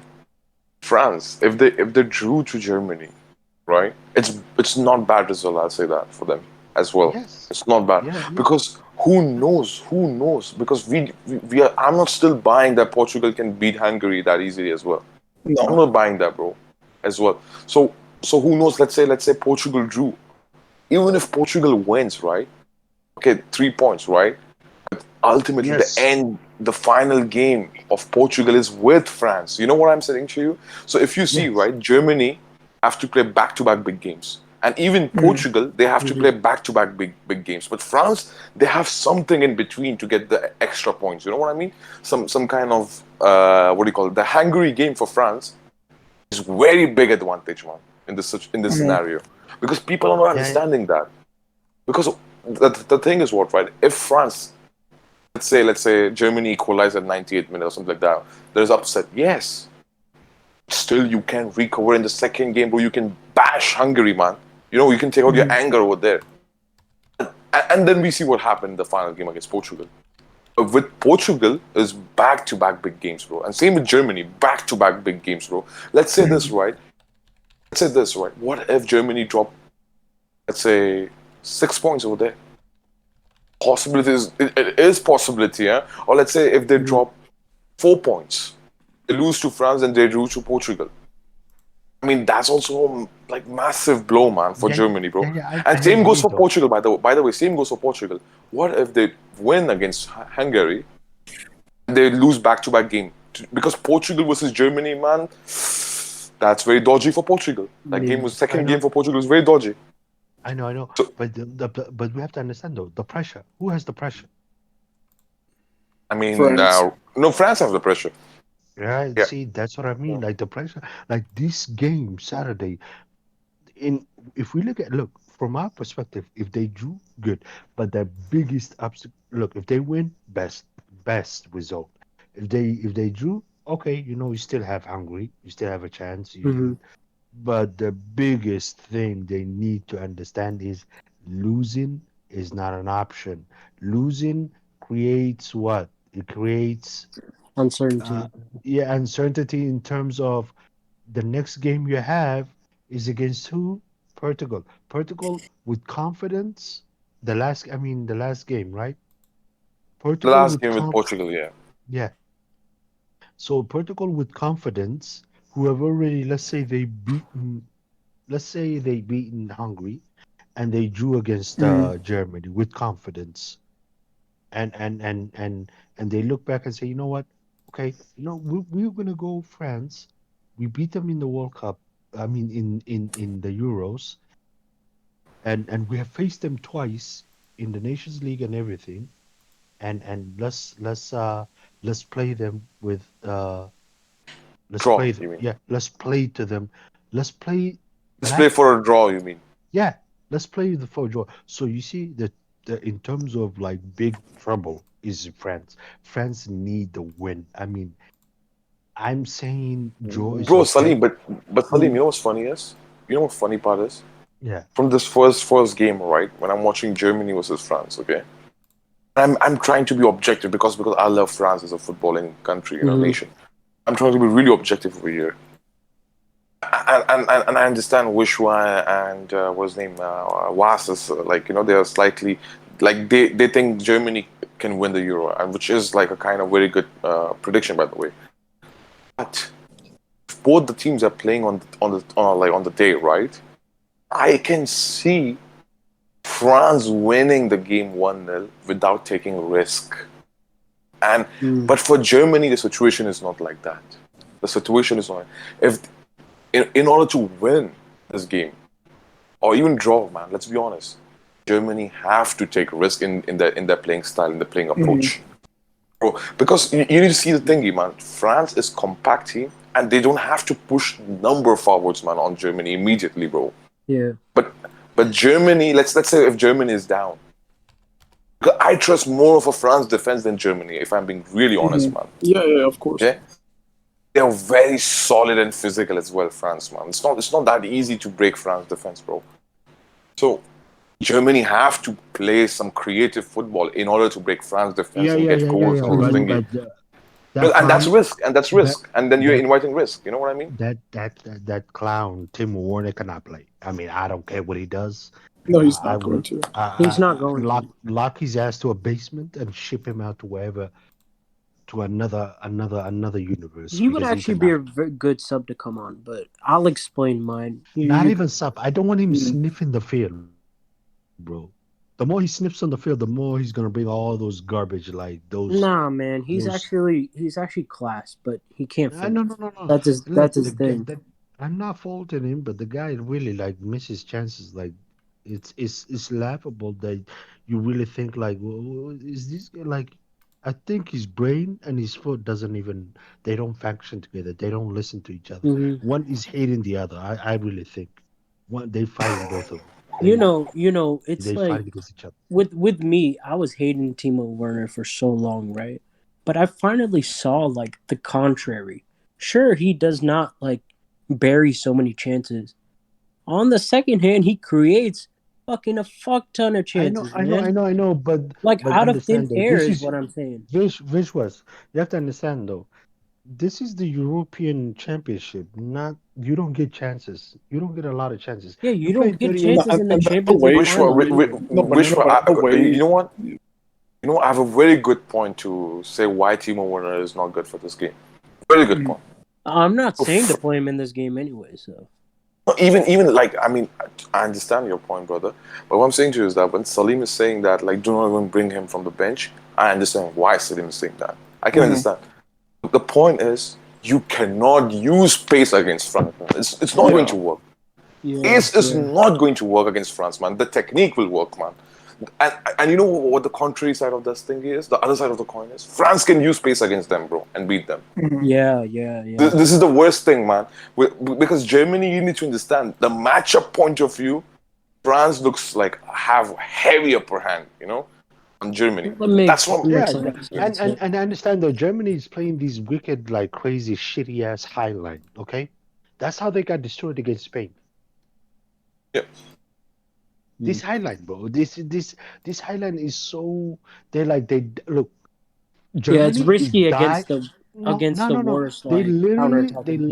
Yeah. They literally are dying by this. They are literally saying we are going to live by it and die by it, and that's the highest risk you could take. Live by and die by that, by the way they play it. You know So what? You know what? One more thing I just wanted to add over here is to Salim's argument, bro. you can do, right? How many players from German national team can give you the work rate the French team can give you, man? Look at the French team work rate, man. Even including Benzema and Giroud in that team. Might be aside from Mbappe. Mbappe can press you as hell. Okay, that's the work rate he can give you, and he can track back as well. But my point is, who does Germany will give? Because you have a midfielder like Cruz, Gundogan, and then you have Gosens. I mean, Muller. I mean, can they give you work rate like what France can give you in all the position? That's my worrying part, man, for me. And here comes an element of risk now, because if Germany wants to play this game, they need to have ball, bro. I mean, I cannot see them breaking France with pace and power, man. They cannot break, bro, and not even on set pieces, bro. France are a very drilled team when it comes to set pieces and speed, bro. You need to use some crazy technique, bro. You have to use Nabri on the left flank to expose this guy. What is his name? Pavard. You have to use Havertz, technique. Muller, I don't know how can Muller work in this game, bro. You have to use Cruz, Gundogan, passing ranges, to unlock them, bro. Top of that, not losing ball unnecessarily, man. They're, like, you know what? When I see the boxes, right, to tick, Germany have way too many boxes to tick to answer, but with France there are very few. This is my thinking. So on matchup point of view, France have massive advantage going from this game, bro. Even with Benzema injury, by the way. You know the Yeah, go funny, ahead. the Go ahead, funny, please. So the crazy part. Let me add this: is Germany's high line that they don't have a fast defenders, man. Come on, man, bro. If you play in No, but high line, Rudiger's pretty fast. no, he's not, man. He's not Yeah, gonna yeah, yeah. stop that. Rudiger's fast. Rudiger's fast, he's a bro. good He, defender, man. He's he's been a good playing defender, out of but this world. bro, Mbappe against no, the We'll funny see. thing He is, probably won't no, even no, play that side. it's Doesn't not Mbappe play on even. the left or You the know, right, though? no. It's not even that I'm worried about, bro. Bro, you have Benzema roaming everywhere, man. He's dropping deep. What are you gonna do? Who you really gonna mark him, bro? Who? You're gonna say, oh, you know what? When he starts dragging one of those center back, what happens? He leaves spaces, man. Bro, Benzema is the biggest. Bro, I think Didi Shadam knew. I think he was smart to get Benzema. He knew that. Okay, you know what? I'm gonna use this guy to roam They around need and do something whatever he different. wants. Yeah. Because he knew in terms of like Benzema is one of those false nine. And let's be honest, Benzema can play the false nine perfect. Okay, he's one of the few center forwards that can play that position. So him dropping down, what's Rudiger gonna do? Who's really? Uh, so you need to have a midfielder chasing around Benzema all day, and what happens after that? You lose you lose that midfield position. And my worrying part for Germany is I that mean, who come will be on, the man. You DM? guys are acting like Rudiger didn't pocket Benzema in the No, it's a Champions League three at the semifinal. back system, dude. So you don't But necessarily need a DM and a three at the Yeah, back system. Oh, bro, but seriously, man. I mean, because it the is Highlight. mentality. central, It the is guy who's mentality, coming but yeah, central is gonna commit every time. The one, yeah. the center Bro, back position Cruz, is gonna commit. bro. When you have ball, Cruz is the one of the best midfield in the world to have in your team. Mhm. But when you don't have ball, Cruz becomes liability without DM, bro. I'm not gonna No, lie, but bro. And then a you, three at the back system is like kind of compensates for a DM, dude. It's not the end of the world if you don't have a DM so and a so three at hold the on, back hold on. system. So this clown, the ass sniffer, is gonna play three at the back. Yeah, yeah, yeah, yeah. No, but they have to. Four. They have to play three at the back. So he's gonna play 3-4-3. yeah. Yeah, Yeah, something like yeah. that. Have to. But that's the only You see, best plans to play to nullify France, man. I know, Other I It than know, that, I I is. cannot see Yeah. that. and Because and dude, I like know, I know. if when Barcelona played like PSG, dude, like that was the way Koeman You also know, like you tried know, to you know, nullify you know Mbappe. what I hope. We know what I hope. I hope Hans Flick was the manager because Ham wouldn't care. He would play 4-3-3. He will play that. He No, will but play. dude, guys, no, but no, I disagree, dude. You know why, dude? Because the thing is, like, dude, people say Hansi Flick this, Hansi Flick that, dude. Like, what really would Hansi Flick do like that low order? To be honest. No, no. Hans, look, Hansi Flick always has a starting formation and the in-game formation. If you really Mhm. watch his in-game formation, it's Different. Yeah, it's yeah, more two innovative. No, okay, but like, yeah, keep going, keep it's going. he put no no it's two the two center backs are wide. They have a Mm. one midfielder defense Mm. sitting there, He and you have drops it. almost you have like almost six attacking. Yeah, Bro, it's what but like Liverpool ultimately, no, do, but man. ultimately, dude, no, no, wait. Ultimately, dude, like, I mean, like, how would they beat France though, dude? Because like, wouldn't that still give France all the advantages? Like, I don't understand how like Hansi Flick here No, makes no, any no, no, difference. no, no, Like, no, no, no. Bro, listen, France is what? They low block everything, right? They stop you yeah, from doing no, any like, dude, like the what? France beats Hansi Flick's system, dude. Like, I mean, that's what I'm saying. Like, I don't see what difference Hansi Flick No, really makes here, dude. To Mhm. be honest. look, for me, you might disagree with me. I really think the way to beat France is to suffocate them at their own half. I really think you suffocate them at their own half. I really, that's what I think. You suffocate so much so that friends, they literally like Muntal, anytime what do you think anybody, about that? Yeah, anytime they I have the disagree ball. with that, bro. Sorry, No, I but got, I disagree. I Mm. know, I no, know. listen. I really think in terms of like what I mean is Bro, but suffocate. they You don't press. have any covering midfielder, man. Bro, you're playing Gundogan and Cruz in double pivot. That's suicide, man, with that system, bro. Not With No, that but necessarily. philosophy, man. I understand. I understand though, Muntaha. You have to understand though. You can't play pragmatic with these guys, okay? Bro, give Fabinho to this team, then I can agree with you. Just give one Fabinho and What add about I Fabinho as okay? a DMP. What about a feel you. three at I the feel back? you. What about a three at the back system with Goretzka and Cruz as a double pivot? No, no. Listen, look. That You try that to. that that's what I'm expecting. Mm-hmm. Either you know what? For me, that's what I'm saying. You know what? Then you go for the fucking back three. I'll say I'll say play 4-2-3-1. You know Yeah, what? You this play Muntaha, is a good Cruz point. and This is a good Goretzka point and because as a deep lying Germany, midfielders. yeah, The because funny Germany thing, doesn't really have anybody in midfield who's what gonna I, put what in I, challenges. Vishwa, let me say this.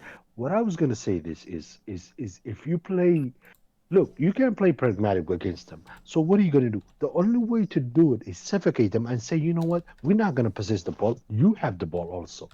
Like we're gonna reverse the other way, bro. You Yeah, have to but play. they are very good, man. Of like even to like unlock you, like unlock you, man. It's Hmm. not France. It's like Atletico Madrid, bro. I know, I know, I Look know, at I the know, I talent know, they I have, know man, they to can, unlock you, bro. man. Unlock you. I know they can unlock you, but you have to understand that when you have, bro, look. I really think you can beat them with a gegenpressing, man. Yes. I literally think you could beat them with gegenpressing, man. And I'm talking about workhorse Hmm. gegenpressing, 90-minute full on press, like club system, man. To beat them, Mm. you need a club system, man. When have we seen like low block I team don't with know if I high agree team? with that. Bro, I've seen it. Klopp has done it many times. Like Against you who? could beat Atletico. He done it with Atletico when we were playing at home. He pressed. He suffocated him at the half. We lost that game though. Bro, we lost because of mistakes. But if we I look at know, it, I what know. happened? I was at the match. No, no. Not only that. Not what did he do? What did he do? You know what? Thank you for reminding me. Montaha, you will agree with this. Hog the touchline. How about that? Yeah. No, I mean that's what you need to do. To But play then wide, wide. France will literally counter you. They're the best counterattacking team in No, the no. world. I know. But the way Klopp had suffocated Madrid, Atletico Madrid at Anfield, was put one of your best players, make him not the inside forward, whatever is Gnabry, make him play wide, make your one of your midfielders who's one of your best work, and you have a DM who can play with Cruz where he's picking balls. Okay, and you need to play technical ability players. Muller needs to play. I don't know when Muller is going to play, but he needs to play a position where he can do his best at work. Or can I be If Yeah, honest? not, Can which I is be center honest with forward. Muller? You know what? You know what? I don't want Muller to start this game, bro. Yeah, he will. For, He will. who will you start? Who will you start? Kai Havertz?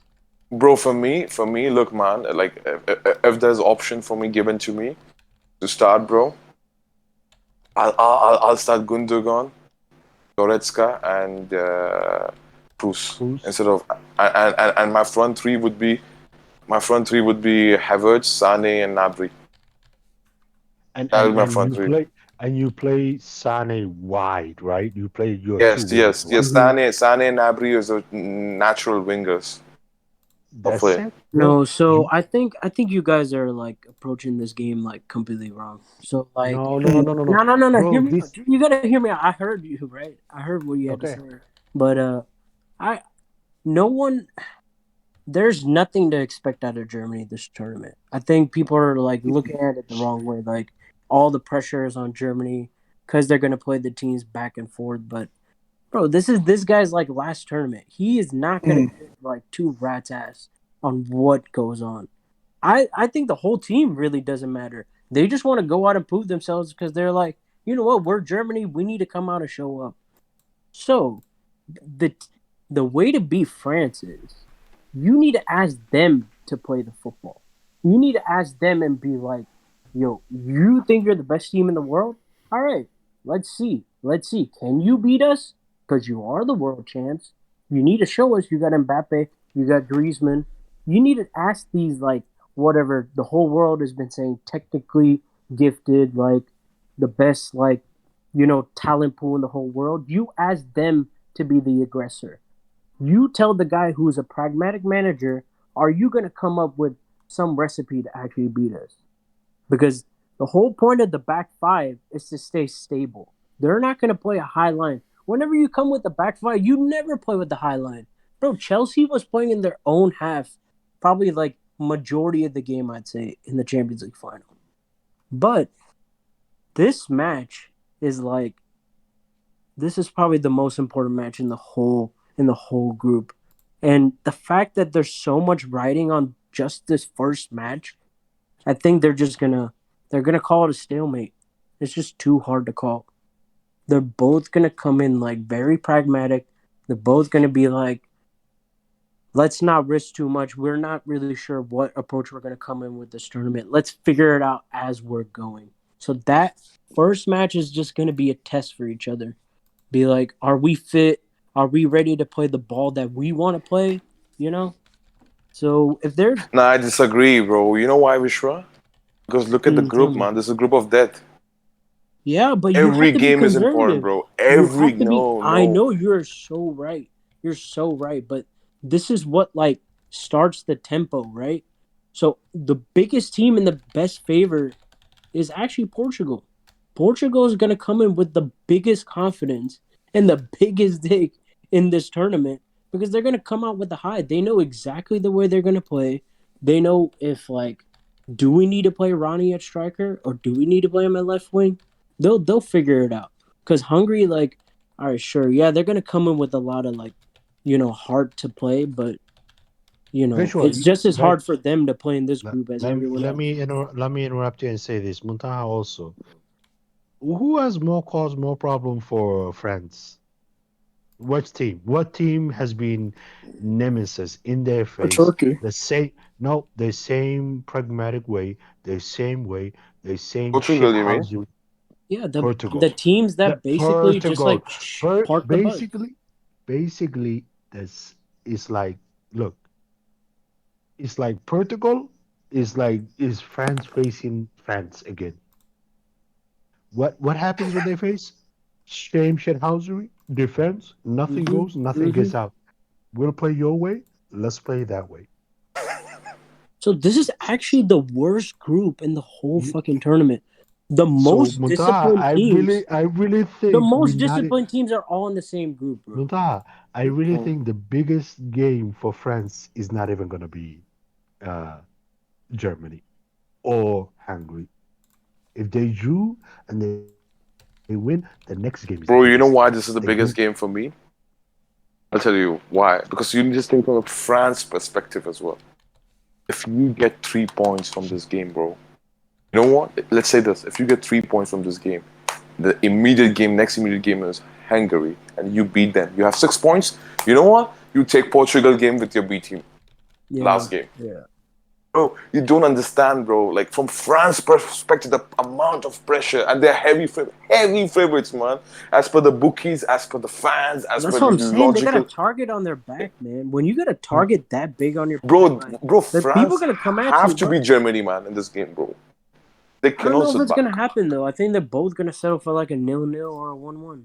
Bro, but that's disaster for recipe for France. For Germany, it's really good. But that's Very good result for like, Germany. you got to ask the manager because you admitted that they played like shithousery football. They play pragmatic football. So what? That's what I'm saying. No, Like the no, no, target no, no. isn't Which on one? Which one? Germany. Which one? If we see the circumstances, right? At that time, it was correct, man. In the World Cup, they started, bro. With Australia and all this. Bro, come on, man. How difficult it was for them to win those games, bro. This one, this one is the bro. We don't understand, bro. Because the next immediate game for fucking Germany is Portugal, Mm-hmm. and Germany wants few points from this game, bro. They won. They won. And even France knows that if they bottle, let's say this, right? If they bottle against Germany, if they lose or drew game, this is like not a satisfactory result. If they drew, that's not a satisfactory result. If they lose, oh my God, the entire world media will be on them, bro. I don't Immediately think on they the first will. day. They'll So probably it draw is both very games. difficult, man. It is They'll very draw both difficult, bro. games and then win against Hungary. This is just like this is exactly what's gonna happen. Oh, I mean, let's say this, right? 4 points, 5 points. Forget about 5 points. 4 points is enough. I see from this to make or to finish this group by like on the first spot. 4 points is enough because the way it is right now, man. And do not underestimate Hungary, man. I've seen these motherfuckers, man. Mm-hmm. Sorry, excuse me for my language, but I've seen them in what do you call it? The Dude, don't Euros be of bashful, 2016. Muta, dude. Speak your mind. Yeah, Yeah. the warm ups. Yeah. Yeah, and bro, these guys are like very Mm. kind of spoiler, man. Like, I don't like Hungary, man. In all honesty, man, and they're very good, man, when it comes to shithousery, man. Hungary is very good when it comes to shithousery. People don't realize that. Mm. Mm. So for France, it's massive for gamble, man. If they drew, in my opinion, Germany will be celebrating if they get 1 point, but France will not. France will not. So I think so. France have to win, and Germany, if they get 1 point, is more than enough for them. Because I think so. Germany can See, beat that's a Portugal. lot of pressure to win, though. Too. That's why I'm just thinking this will probably see out as a draw. There's too much riding on it. Yeah, it's too much. It's too much for France. Actually, for France, it's too much. I don't I agree. trust. I don't trust the manager to come out with like a plan to actually go for the jugular. You know, you're asking them to do that. I know you have said like they need to win this game, but I'm saying what are they gonna do to win it? It's like there's already so much drama going on, unnecessary drama, like no chemistry. Like, yo, if you really want to play like expansive, like creative football, you gotta have a lot of chemistry, right? I'd imagine you do. No, but for Mm. me, what I see is that. But that's what I see, bro. France does. They don't have to take that much risk of Germany to win this game, but because France, look at the attack. Even if Benzema is Mm. fit or not, the attack is way better than Germany, bro. Look from the bench as well. Mm. Mm. From the bench as well. Who does Germany's benches? Let's say Sane maximum from the bench, and who else? Son and Werner. Okay. Oh my God. And Yeah. look at France bench, bro. They can. Dembele is better, I think, than Werner. I think so. Then you have Kingsley Nah, Coman, Dembele is not, dude. Dembele is not. Kingsley Coleman is the main one. Yeah. Yeah. Kingsley Coman, bro. I mean, still, man, they have very team, and still we Mm. don't know is Benzema fit or not. Yeah. Still, Yeah. we don't know. That too. So That too. That's the yeah, main kicker. yeah, yeah. So I mean, again, man, I'm just saying this thing here, man. France have to win this game, Mm. and I think so. Mm. This, regardless of how much I criticize this bum, we all criticize this bum. I think so. He knows that like they have to win this game, man. Otherwise, they're in the big trouble, man. I can't. You know what? Honestly, I can't Yeah. see France beating Portugal in the group stage. Yeah. That's Me Bro, I, neither. I, Me I cannot, neither. I cannot wait. I cannot wait, bro. Bro, Yeah. bro, what? Look, as sniffer and the bum Didier Deschamps, bro. One of them is taking. One of them is taking Big L, bro. One of them is taking Big L, man. okay. And Okay, and like I what? have one more question, right? One more question, right? Mm. Like for the first game, France versus Germany. What do you think? Which player have the most amount of pressure? One player from Mbappe. both the teams. Mbappe. Mbappe. It's And too after obvious. that, it's Benzema. Very close though. Yeah. And okay, and from Germany. And you know who has no pressure and he's in the form Germany. of his life? Germany, He's gonna Germany, start. Germany. I really don't know, man. No, Unless they actually, play. you know who, dude? It's Hummels definitely. Hummels, if he starts, has the most Almost has the pressure most easily, pressure. I You easily. know, for me, I think Kimmich, bro, because Kimmich is playing on Mbappe's flank. Woo! No, Hummels is going to be like True. the main question mark, though, dude. Let's be real. Yeah, Because But he's gonna have Hummels, to. Yeah. Hummels is going to be, and actually, dude, Kimmich is playing on Mbappe's flank, dude, but Kimmich isn't directly going to be dealing with Mbappe. Actually, so is Hummels is the one who's actually going to be is dealing Or Kimmich with. gonna maybe play the not. right side? Actually, Hummels might Yeah. play in the middle, and No, then but So like Ginter will in play on the right. against Latvia, dude, like Hummels and Ginter were kind of like they were kind of like switching on the right Yeah, center back role. interchangeably. So yeah, so like I think, but actually, dude, like you know what, Muta, dude, I'll tell you guys exactly the way this game is gonna go. Because I feel like this game, I'll say what I'll say. Said for the PSG Barcelona game, which ended up 4-1. Kinds of games, dude, there's like a particular algorithm which they follow. Like like if A happens then B, but if like C happens then D. I'll tell you like exactly the way this game is gonna go. Yeah. The thing is like France, if you look at France as a team, they don't usually make fast starts. Like whether you're talking about a 90-minute game or whether you're talking about a tournament. If you look at France's World Cup last time, like I'll give you examples of both. If you look at their World Cup as a whole, they started kind of slow. They grew into the group stage. Their last game of the group stage against Peru was probably their best team performance. Yeah. And then they got better and better as the knockout stages went on. And if you look at, like, for example, in game against Argentina, like they didn't start well at all. Like they weren't good in the first half. They didn't start the second half particularly well, but they reacted exceptionally well. I actually think France Yeah, they is were very good actually at down reacting. 2-1. They were down 2-1. I actually think they're very good at reacting. And the reason that they're very good at reacting is that like it's kind of like what you talked about in terms of potential. France's like work rate is exceptional in terms of potential, right? Their work rate can be like 100 out of 100. If everybody's like going full throttle. But the thing is that they don't always do that. So here's how this game is going to go. Germany have nothing to lose, really, or they have less to lose relative to Then France. France. So Germany, like I'll tell you, like I'll give you some brief tactical things here. Salim was spot on when he said that the Klopp system was the best system to use against France, and I'll give you a specific game, not just a general system, but a game to like of Klopp's where it's very good actually. Like the game against Man City, this is a good example because in that game, Liverpool didn't play an exceptionally high line. That's why like the thing is like Flick wouldn't make a difference here. Like the Flick system and the low system will ultimately feed into France because they do the gegenpressing, but they also hold the high line, which Mbappe will exploit. The thing is like you need a more astute tactician like Heinkes, Klopp, or Tuchel who can like hold a more conservative and defensive stance as well as be proficient in attack.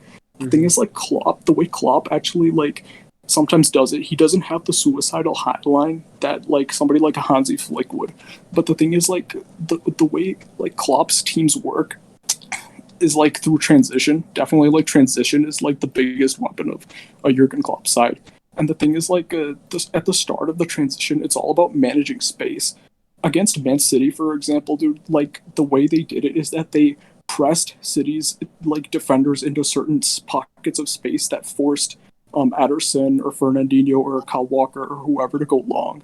And once they went long, Liverpool would either win the first ball out of the air or the second ball through pressing. And that's how they created those turnovers, right? It wasn't a suicidal high line, but they managed the space so well. And they were so intense. That's why they kept suffocating, as Salim said, suffocating the opposition. There's a way to suffocate the opposition without holding a suicidal high line. And that's by managing the space really well and pressing at the right times. Now, I don't think Germany will do this, but Germany will come out the more intense team for those reasons that I mentioned. So this is how the game's going to go. If Germany, like they overcommit, and then they leave some space in behind, and France will, despite making a sluggish start, if they somehow get the ball over the top to Mbappe and they score first, if France score first, they will win the game. Simple as. Yeah. If the thing is that if Germany can catch France out at the beginning of the game, where France is a little bit more sluggish, the game can go one of two ways. And this is where Goretzka is important. See, I think the formation was right by Germany. Odd man out, and the reason But Gundogan different has to be. different personnel. Yeah. I think Gundogan, like, I'll keep the exact same formation, but I'll replace Gundogan with Goretzka. Because the thing is, you don't really need a player like Gundogan. Like, the thing is, Muller is not going to be dropped realistically, dude. Like, Lowe isn't going to Yeah, bring he's just Muller not. back. Yeah, he's not going to bring Muller back just to drop him, so Muller's going to be there. The odd man out has to be Gundogan, dude. Like, and if you have a Mhm. 3 center back system with Goretzka in there next to Cruz for the extra physicality, it somewhat compensates for the lack of a natural DM. So, like, what would happen is that, like, here's like the crucial part. Let's say Germany take advantage of a sluggish start by France, which I think is going to happen. Like, let's say they score first. The game can go one of two ways. If Goretzka starts, Germany have a little bit more defensive solidity, and I think they can like somehow like manage out a win because it's not like Argentina where like Argentina like they're mentally like completely slack and their defense is completely incompetent. Germany's defense and their midfield is a little bit better, so they're more likely to hold on to a lead. Let's even a narrow one. But I believe the thing is that France will react after going a goal down. I think they'll like rack up the pressure. It'll be a much more back and forth game, and especially if Gundogan starts, I think like his work rate isn't great. He's 30, and if Pogba and Kante really rack up the pressure, I think France can get a draw. So those are the 3 results of this game and how exactly it'll go. So like, and another thing I'll say, France is definitely beating Portugal. I know Portugal historically give France a lot of trouble, but if you compare the two teams from 2016, they did play each other recently in the Nations League. It was 0-0, but the thing is, France looked very comfortable in that game. And Lucas Hernandez actually completely nullified Cristiano. I don't think Jota gets anything like amongst these 4 center backs of France because they're just way too tall. And as good as Jota is in the air, I don't think he's going to get much. France typically don't overcommit. I think France's attack, I think Portugal's defense is actually not as good as people say because the thing is like they put numbers behind the ball, but their defenders, their back 4 isn't great. Their center backs are pretty good. But the thing is, Diaz with Portugal hasn't really shown me like the same as Diaz with Man City. And second of all, the thing is, Portugal's fullbacks, Guerrero and Cancelo, most likely it'll be, they're not great defenders. They're very good going forward, but they're not great defenders. And the thing is, Santos has way too much attacking talent than he knows what to do with. That's the problem. And I think this team is really unbalanced. And France, the revenge factor, especially if they get a good result in the first game, will be so much that like they'll overcome and beat Portugal, maybe like 2-1 or 1-0. I see a 1-0 there. So that's basically how I see this group ending up, basically. So like, what are your thoughts on that? Honestly, if I have to admit, your analysis of the first game could not have been like more objective. Seriously, like they're both they're both gonna have to like figure out like what the hell we're gonna do, right? So it's just like we know there has to be a winner, but we're not saying the obvious that this is a group stage game that they can easily just like get a stalemate. 'Cause that's how like if we're being real right now, that's how close it is. It doesn't even matter. Y'all are forgetting this is still 4-time champion like Germany, you know. They can have like a couple, like I've said this like so many times now. They can have a couple off years, but you eventually got to be relevant again. You know, France is just now like redeemed themselves after the '90s.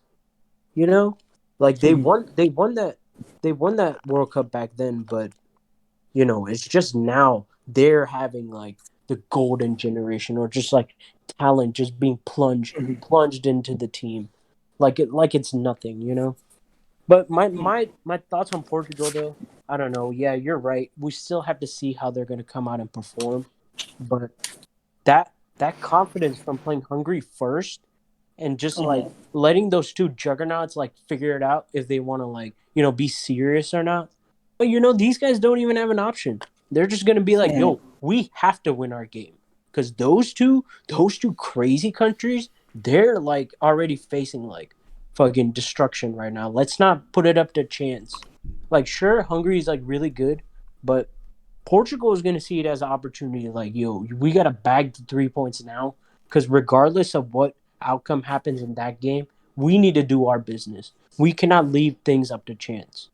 But if actually the best scenario that France could come out with this is like if they're in a position where they have to like fight back and actually show quality, that'd be the best scenario to go in with to the Portugal game.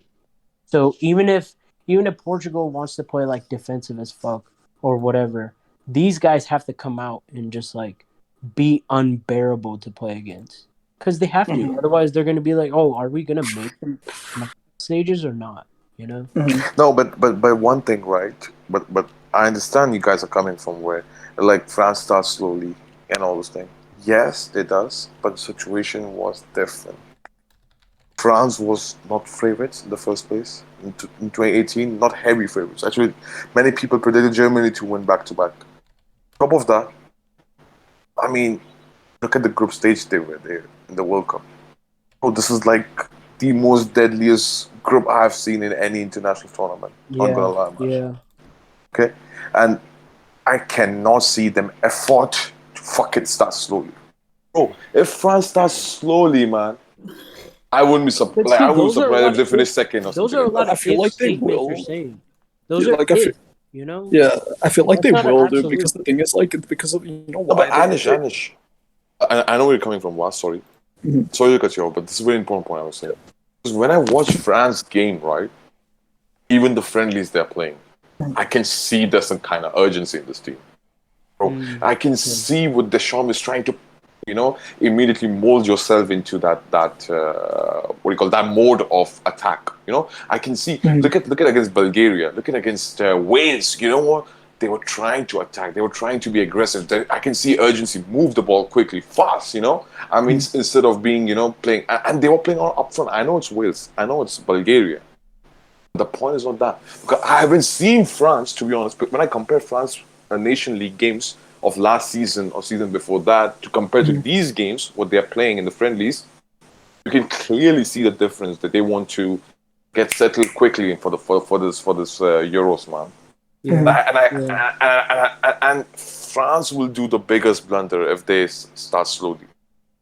This is my thinking. You cannot start slowly, man. You have to immediately react, man. Immediately. Like, I mean, Germany, and the way you guys said Germany has nothing to prove, right? So there's no pressure on Germany. I understand with Germany, bro, but France need to take initiative and, punish Germany as soon as possible, bro. Because otherwise, if you don't win the first game, I'm telling you, man, this is going to be hell for France then. Bro, because I don't trust that fucking, like, Bulgaria, what was their Hungary, man. Hungry. Hungary game could go in any of this like different fashion, bro. Because the last game is with Portugal. The last game for me, when I see the biggest game actually is for, like it's not Germany France, it's Portugal France, man. Because either situation will be in the favor of Portugal by that game or in the France favor. So so I don't know, man. Like I don't think so. France can afford to start slowly. There's no way you can afford slowly, man. Yeah. That's my take, man. And if this fraud starts slowly, oh, let's first, like let's take first half to, to understand, accommodate ourselves, get more comfortable, man. Nah, man. Then France are not winning Euros, man. The way they, if they, bro, because this is, I can't remember when was like this kind of three heavy favorites, man. Let's be honest. These Yeah. three For teams are real. the three heavy favorites of this tournament. When was the last time we see the three heavy favorites of this tournament are in this fucking same group? Same group. Yeah. It was, Too bro, much riding on it. Too much yeah. riding on it. Ask anyone, right? Anyone will say, okay, name me your top three favorites. They'll say France, Portugal, Germany. Might be Belgium, they add somewhere here and there. So, come on, this is like the heavy group, man. I'm sorry, man. France cannot. Because, bro, the mental pressure will be so high if they don't win this game, bro. You Yeah. don't understand, bro. The pressure will be so high. And I cannot see, honestly, French attackers can handle that pressure, bro. Honestly, I cannot see Mbappe handling that pressure, man. I cannot see that. Yeah, man. That's my thinking, bro. Okay, so let's predict, man. Who's finished first, second, third in this group? Yeah. Yeah. Yeah. Yeah. Salim, you go first, man. Now, Mhm. Salim, you go first now. Yeah, Aslim is sleeping. Okay. You go first, man. Munta. Yeah, you go first. Nah, I'm not going first this time, bro. Okay, Because I'll I go started first, dude. first, I'll man. go first. Yeah, Def- go ahead. like, I'll just start us off. Okay, so Germany, France, Portugal, Hungary. Germany, France, Portugal, Hungary. Mhm. Okay. Yeah, who's next? Okay, I will Pablo. go. Yeah, you go. You go. I will go as Portugal, France, Germany, Hungary. Now that Ooh. like mine was totally different as first, but now that I got to hear what everyone is saying, like and you guys like the analysis was on par and how these matchups are just gonna play out. This makes the most sense to me. Mhm. What he said? Okay, Can you repeat Pablo. again? I said that just the way these matchups are gonna play out. No. Like your rankings for Oh this yeah, group. yeah. Portugal, Hmm. France, Germany, Hungary. Okay. Okay, Pablo. What's your prediction? Bro. Hungary. No, I'm just Fuck. France, Germany, Portugal, Hungary. That's like a pretty like clear cut prediction. I don't think Salam is coming back, dude. So let's go through our last topic, dude. Last topic. Okay, let me give my Yeah, what was yours? Oh Yeah, shit. yeah. Oh, I have You weird ready? feeling, man. Bro, honestly, I have weird feeling that Portugal will finish first. Mm. Yep, yep. I have weird feeling, man. Portugal finish first, man. Hungary. Me too, Bro, man. Portugal, France, Germany, Hungary. Yeah. Mm. Because For some Germany's reason, gonna settle for the draws, man. Y'all ain't realizing that. Like they ain't gonna lose. They're one thing they're doing. They're not losing. Bro, Portugal is starting this game on the like high end, bro. I'm telling you, man. Yep. Portugal against Hungary. there's actually like an incentive to finish first, dude. Because the thing is, if you like work out your brackets, like I know in the other groups weird things can happen, but let's be realistic here. Like if you work out the bracket, dude, the winner of this group has a massive advantage for the rest of the tournament. If you see like the Yeah. way the bracket's They'll gonna play come out. Croatia. Whoever No, who oh no, sorry. They'll play yeah, England. that's the runner up. That's the runner up. No, the Yeah. runner up plays like the winner of that group. But I think the winner of this group plays somebody different. Oh, someone different altogether. Yeah. Mm. It's Yeah. actually really easy to like the way I worked out my bracket because I picked Germany to win, right, and then I saw their pathway. It's literally like a joke, man. I'm not even gonna lie. Mm-hmm. So like the Mm-hmm. winner of this has a huge advantage, Mutah. So in a way, you're right. There's a huge incentive to finish first. Actually, So yeah, actually, the way I put my initial rankings, that had Germany given like an easy ass route too, but now this changes it a lot. Like this changes a fuck ton. Because if France comes second, this gives them power. I think to go really far. Now that may not. I just don't want them to play Croatia. Because if they play Croatia, bro, Croatia's doing everything to go get revenge, bro. I'm telling you. And somehow UEFA, I know the like the little fixing nature of UEFA. They want the World Cup final to be a matchup. In sometime in this tournament, it's gonna come up. I still feel like England's gonna be the winner, dude, because their attack is just better. So I feel like they'll score more goals and like put themselves first in the group on based on Yeah, something. yeah, yeah. In this first game, right? And then they'll struggle against like Scotland and Yeah. that'd be crazy. Bro, you Dude, know what? I can see this game, bro. France is again getting the most difficult pathway to reach the final, Yeah, yeah. comparatively to Portugal. mhm. And I cannot see France winning this group. Honestly, I cannot see that, bro. Because the last game against Portugal is going to be, bro. Tough. Bro, you know what? Who's in the fucked up situation? If we talk about this thing, man, Germany, man. Germany, like when I mean fucked up situation means they are have the most difficult back-to-back big games, No, but bro. Muntad, dude, like the thing is, Yeah. dude, if France win this game, dude, I cannot see Portugal coming first in the group, dude. Because first of all, I don't think Portugal is that good actually, dude, compared to Yeah, these if two teams. France win that game, that's what I'm Yeah, betting France not winning that game. You know dude, what, because the Anish? thing The is, point. mhm. Mhm. You Yeah. know the point is this is what I'm thinking, bro. Any country, right, of this group except Hungary, like you just need maximum 4 points to finish first, man. Do not be surprised if, let's say, Portugal get like they win the first game against Hungary, they lose against Germany, and they drew with France, and they finish first.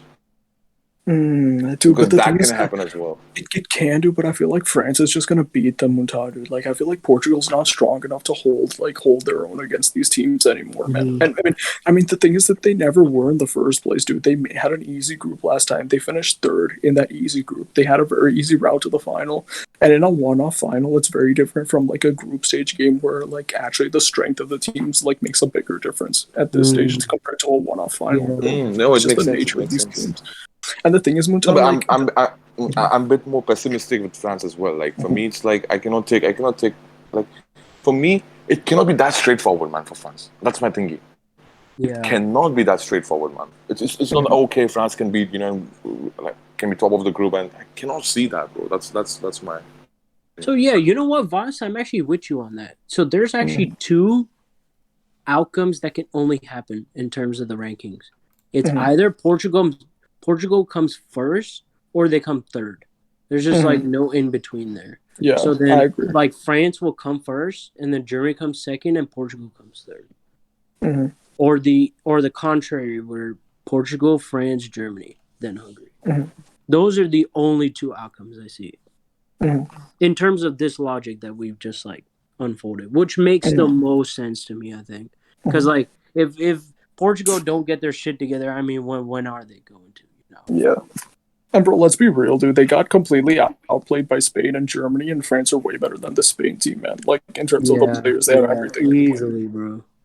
Like like Germany is not gonna miss these chances, dude. Even like France definitely is not gonna miss those chances, man.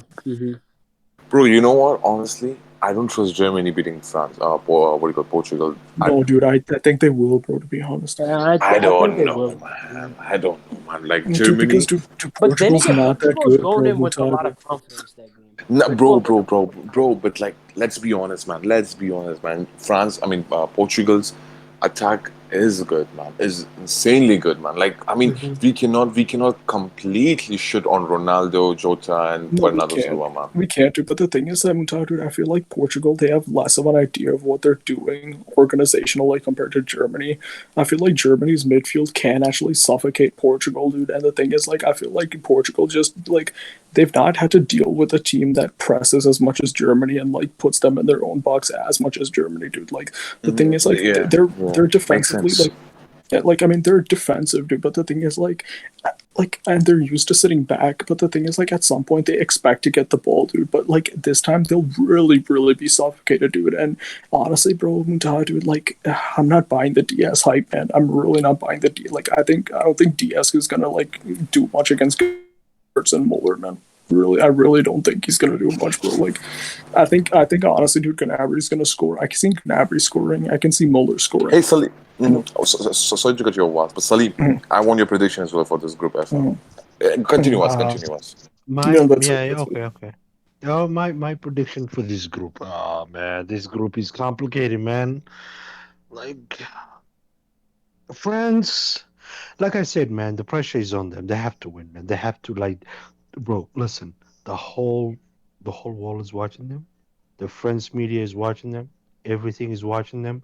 The the the the the, the ball is in their court. That's basically what is going on with France. So I'm a slightly put them first. Second, I'm going to put the Germans. Third, I'm gonna put Portugal, and I'm gonna Mhm. say this: these big teams, I think they're all gonna probably draw against each other. One will beat the other, and I expect at least because of in I don't want to use history, but it has shown whether Portugal has a good team or not. Germany smacks them. It's like Yeah, it matters, bro. yeah, like bro, it's so funny. How in the world do you have a better team from the time to time and still get smacked by Germany all the time? It's No, like but they didn't. They never had better team than Germany. Even no, this no, this they Portugal Yeah, team is even not now better. they don't even no. But the thing is, Muntal, Yeah. like for like with regards to what Salam is saying, dude, like this argument of history actually matters way more with country than it does with club, dude. So Salam's argument actually has weight to it. Like, yeah. So yes, look. I think Germany might beat Portugal this time again beat them, and then I see them drawing against France. But you have to understand though, if Germany draws, is good for them. It's good for Germany, but because the pressure is not on them. But France, bro, draw is it's like It's not but a satisfactory, loss. man. It's not Yeah, yeah, satisfactory. yeah. But a loss is so bad No, no, that loss, you bro. Loss is like nah, nah, nah, nah, nah, nah. That's If not France even in the lose to question. Germany, if France lose to Germany in the opening game, bro, I don't think so. France winning the fucking Euros then. In that case, bro, Yeah, yeah. No, but I I don't think think so. They're winning there Euros. is like a possibility of that happening, like 20%. Yeah, and, there is a and and you huge have to understand though, possibility. and you have to understand though, whoever wins that group is gonna go up against the group of Croatia, England. They're gonna get No, no, one of no. I don't. No, those. I no, no. don't. I The don't. I don't second think so. place, the Yeah, second the place second person place Salah. faces that. Yeah. Yeah, Oh, so second, whoever is second is gonna Germany, get that. Germany. Fuck. No, actually, dude, like, okay, which group is Russia in? Because actually, the winner of this group faces the Russia group Oh, runner up. Spain, Russia is Spain. B. Oh no, no, no. Sorry, sorry. Uh, Yeah. Yeah, Who Belgium, is it? Denmark, Yeah, Finland, Russia. dude, That Belgium. dude, group. Yeah, yeah, yeah. dude, I'm telling you guys, dude, like there's a massive incentive to win this group, dude. It's a very easy path to the final for whoever wins this, bro. Very So easy. honestly, you and I are right, boss. Like it really just depends all on so Portugal, bro. And it went Yeah, down to the listen, two what So I predictable Waz, yeah. okay. tables So that we Waz, said. who's your first? Waz, who's your first then from this group? dude, I'm taking Portugal third, dude. I think Germany and France, dude, you can interchange them. France is obviously the better team going into the tournament, but I just Yeah. feel like Germany for me is gonna do it. I think both of them are gonna smack Portugal, dude. Like, and the thing is, like, my reasoning for that isn't completely footballing related. I have given you footballing related reasons, dude, but the thing is, I'm seeing a trend is that like people like are used to the era of Messi and Ronaldo because we've seen them a really long time. But like in the past couple of years in the Champions League, the teams of Messi and Ronaldo, Juventus Have and not. Barcelona Yeah. have been Yeah. getting smacked, bro. They've been getting smacked, and like it's. I feel like from a spiritual standpoint, dude, like I feel like this is like an end of an era, like transition into the next era situation, dude. And like I feel like Mbappe's Honestly, I like was Yeah, about to say you're that, right. bro. You're right. I was You know about to what? say that. I really think it's That's such a coming. good point. That's a very good point. Oh my God, bro! Oh my, this group, bro, is. no, Mm, but Bro, this, yeah, bro, I'm telling you, man. Bro, you know what? You know what? This is There's my way too prediction. much Okay. writing on this. No, no, but this is Bro, my let me say. prediction. No, no, wait. But this is my final prediction about who's going to win the tournament. You know what? Teams from this tournament will win the Euros.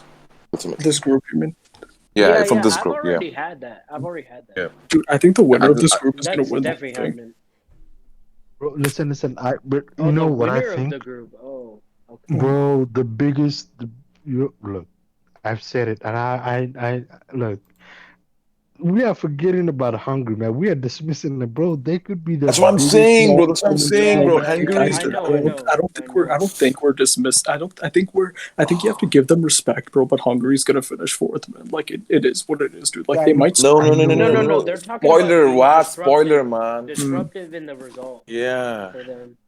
Dude, you know Because what, dude? Like, I'm with you, Muntaha. One of these teams is gonna draw against Hungary. One no, of But them is that's Bro, definitely that's gonna no. draw. Can I bro, narrow? Can I narrow it? Actually, can I narrow it? I think it's gonna be one of Germany or Portugal is gonna draw against Hungary, It and can't it. be Germany, bro. That's Germany's No, last game. They have to no, win it. that game. No, it can. You know how, dude. You know how because the thing is, like, it's about morale, dude. Like Germany, like they have nothing to lose. Like the reason I'm saying Germany's gonna come out very intense from the opening minute of the first game, is because like they have nothing to lose, but also they're very low on confidence because of like Yeah. overall what's happened, dude. So the thing is, like, let's say they Mhm. drop against France, they drop, they get a draw against Portugal or something like that, dude. Like like that morale thing is going to hang over them, and Hungary, dude, is going to try to do something on the last day. That's why it's actually possible, bro. Hmm. Bro, you know what I think's gonna happen? France is gonna draw against Hungary. Hmm. Guarantee it, bro. Because they're gonna now you guys are convincing me more that France is definitely gonna kind of have to. They have no option but to come out like fucking just. We have to win against Germany. We have to. Mhm. If we don't come out Mhm. as aggressor, we're fucked. Fucked for the whole thing. But Yeah. then they might stumble against Hungary, and then who knows? They might just lose to like Portugal, and No, they'll this win, whole man. group Trust me, is they'll just like beat fuck. Portugal, bro. They'll beat Portugal. Dude, I'm Portugal is with gonna Muntaha suffer, bro. that one team has to tie against Hungary, bro, Mhm. and they will. They totally will. I feel it's gonna be Portugal, man, dude. Like, As their first game, it doesn't make any sense to me. mhm, But then again, like yeah, they could start very slow. They could start mhm. slow, but yeah. Damn, bro. Based off our average like rankings for the groups, we could totally do a bracket. No, but would it really surprise anybody if Hungary lost all their games, though? No, no, no, not Yeah, at all. like I No can see one's it saying happening that. too. Yeah, Yeah. yeah, yeah. That's the obvious. Mm. You know what, this group, man. I don't know why UEFA gave us this death group, man. This is basically death, man. No, but the thing They is, totally Solomon, fixed this group, bro. it makes the whole tournament so interesting now, dude. Because the thing is that it finally makes amends to the bullshit we got in 2016, dude. Forget. No, no, I know. Forget about all that. Bro, whoever comes out top of this group, do you know how many confidence they will be in? The Yep, Dude, yep. confidence. it's not it's Solomon, dude. It's not just the confidence, dude. Like, dude, the winner of this group It's the gets the easiest path. runner. Yeah. Yeah, the winner of this group is gonna get one of Denmark, Finland, or Russia, bro. The pathway is very easy even after that, man. Like, literally, bro, it's so easy. Like, Yeah, Unless the bro. Belgium Not shit house bro, it, bro. not only that, they'll have a confidence, bro. They'll be like, you know what? We came out of a death group, we on top of it, and no one Hmm. can stop us, man. So that's actually a good shout by Voss on if whoever wins this group could Bro, win the Euros. the UEFA is really giving teams away like this. It's basically saying the winner of this will win Euros, no, yeah, but yeah. yeah. Salim, dude, like the difference between this tournament and the 2016, dude, this one, you know why this is gonna be better, dude? Because in like half of the groups, there's actual incentive to win the group, dude, not just like shithouse your Yeah, way you can't come fake third, it. Yeah, dude. you can't fake Yeah. it. Yeah, I totally fuck with that.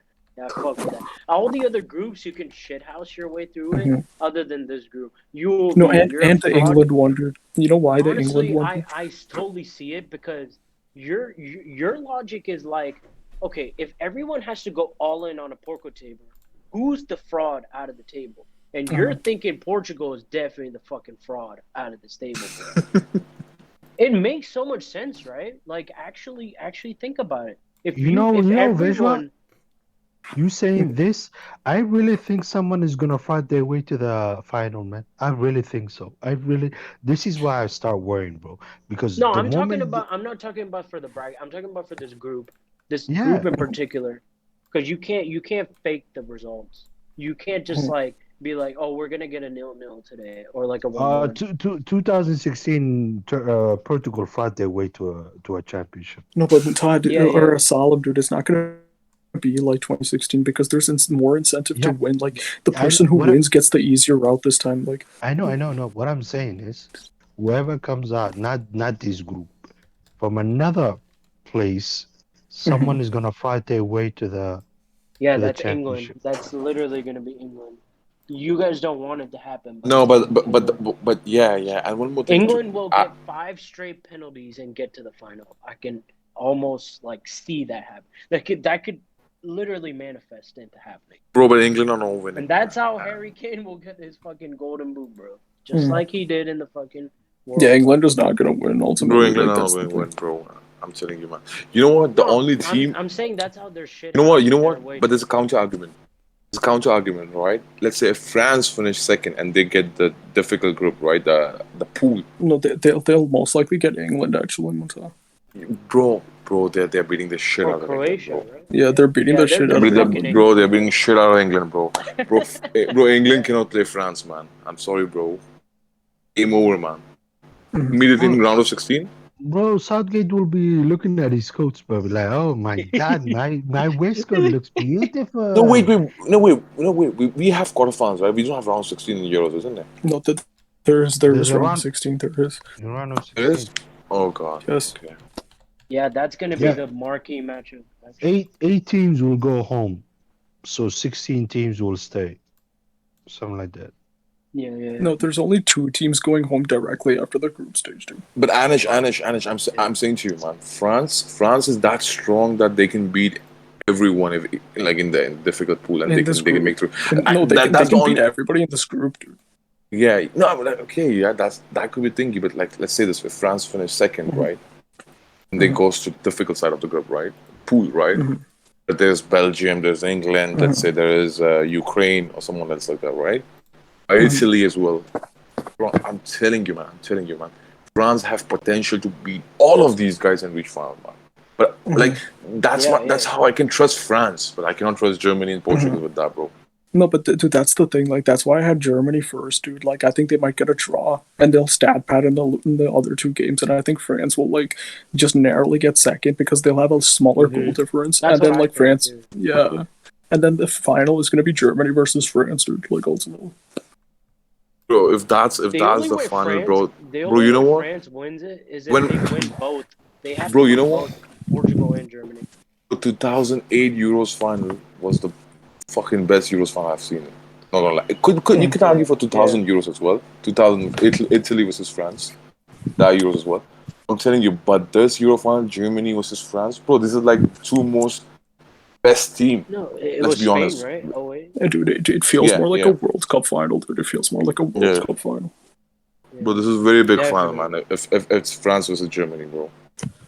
France versus Portugal, it's like Portugal. Like, let's say if it's France versus Portugal final, we know France is way That's superior, happened man. before. It's happened Yeah, before. Yeah. yeah. And let's say Belgium as well in the final. We know France is way superior than Belgium as well. Germany is the only team which looks as strong as France, at least on paper. You know what I mean? So this is Definitely, madness, man. bro. Because people can't. You can't like disrespect Germany. They're Germany at the end of the day. No, So Germany is very no. If you sleep on Germany, you're fucked, man. Simple as that. That's what I'm so saying. that France need makes to like win. so Voss's like logic here makes so much sense. If the two juggernauts are that much superior, the one fraud has to like fall out. If they're not gonna show up, especially like defensively. But I think their defense is good, so that's why I'm backing them. That's why I can't have this theory because I think Portugal's defense is actually very fucking Germany, good. Germany need, bro. Germany are in trouble, man. They, whatever it is, they can't lose their game against France, and France But you cannot know lose what's their game. but you They're know gonna what? The most creative work actually should be created by Germany's midfield and attackers, man. In order to win this group, man. They like the creative workforce they have to produce, man. It's not going to be easy, man, for Germany, bro, if they want to yeah, win this group, yeah. man. So the midfielders and they need Leon Goretzka, man, against France and Portugal, man. At least against France. I don't know how they can cope up without Leon Goretzka, man. I Yeah, don't know, man. no, Goretzka No, has to start. Has to start. Yeah. but I think Bro, he's out. I don't think he's fit. no, he's fit. They're saying No, no. he's fit. He is. This He's thing is fit. fit. Oh wow. Yeah, this thing is fit. Yeah. And dude, the thing So, is, Lowe is not a complete idiot. Like, I mean, like, hopefully, like, at least I hope he at least saw like how good Conte was, and I hope like he uses Goretzka as a counter because, bro, you dude, need yeah Goretzka Bro, on you know Kante, he bro. may bench Cruz for that first game then, because he Possible. may just no, it take should be like no for no, he me. may You know take what? It should be Gundogan off Gundogan. form. He may take Gundogan off form and then No, but have to Cruz put is actually Goretzka. better than Gundogan, dude. Cruz actually is better No, season than we know Gundogan. this. Honestly. We know this. I'm thinking just off of like like credentials and silverware and things like that. Not because like outright outright. You know. Bro, for me, you know what? The player I believe should be benched against France is Thomas Muller. Yeah, but the thing is, he won't do that, dude. He's too much of a coward. Bro, I think so. If he bench Thomas Muller and can get Oh Gundogan, yeah, Cruz, then then you can play Gundogan right there at the yeah. false Yeah. nine, bro. He's actually better there, if anything. Dude, that's what And I'm saying. then Dude, Muller actually you wasn't needed. completely have like Gnabry and Sane just go in behind the defense. No, But Gnabry and Havertz. I want Gnabry and Havertz. Havertz. I want Havertz starting with Muller. No, the front three is gonna be Havertz, Muller, and Gnabry, dude. For sure. Gnabry, that's what I think so. I Bro, think by so the too. way, Thomas Muller is not going to work in this game against France. I'm telling you, man. Bro, they are too strong, man. Defensively, France is so solid, man.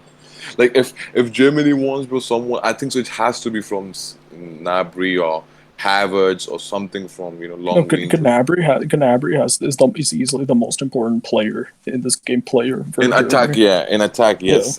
That's I what I'm think saying. Havertz, but yeah, Mhm. I Could think be because Havertz he's as just well. so good technically, And we forget, like, he's gonna drop in defense. That's why he's actually starting, like he did in the Champions League final. This is exactly why he's starting in this game. So, Bro, and give Muller does this. that work Mhm. too. That's why he's starting. You don't think Muller's that important, but he's like a false Mhm. nine. He's gonna make it like he's gonna be very creative on when he actually wants to go into the box and when he wants to Mhm. come drop into midfield. Be the Like You know extra what? the I'll thing, say this small. thing. the You, thing. wait, wait, No, sure, but the sure, thing is, sure. Mutatu. No, Yeah, I just quickly say that. I can sacrifice my attack or goal scoring against France than midfield, the way Germany plays. This is my thing, man. I cannot sacrifice midfield Yeah. against France, man. Because yeah. I know they're going to come with the fucking three-man midfield as well. Definitely, they're going to come with three-man midfield. Pogba, Kante, and maybe Tolisso or Rabiot. 100%. They're not coming with two-man midfield against Germany. There's no way. Yeah, three definitely. I Yeah. agree. I agree. So if they're coming with three-man midfield, Germany needs three-man midfield, bro. You cannot play Muller there, man. Mm-hmm. I mean, Mm-hmm. and if Yeah, your target is to, you know what? You cracked it. You cracked it because the three-man midfield is always superior to the two-man midfield.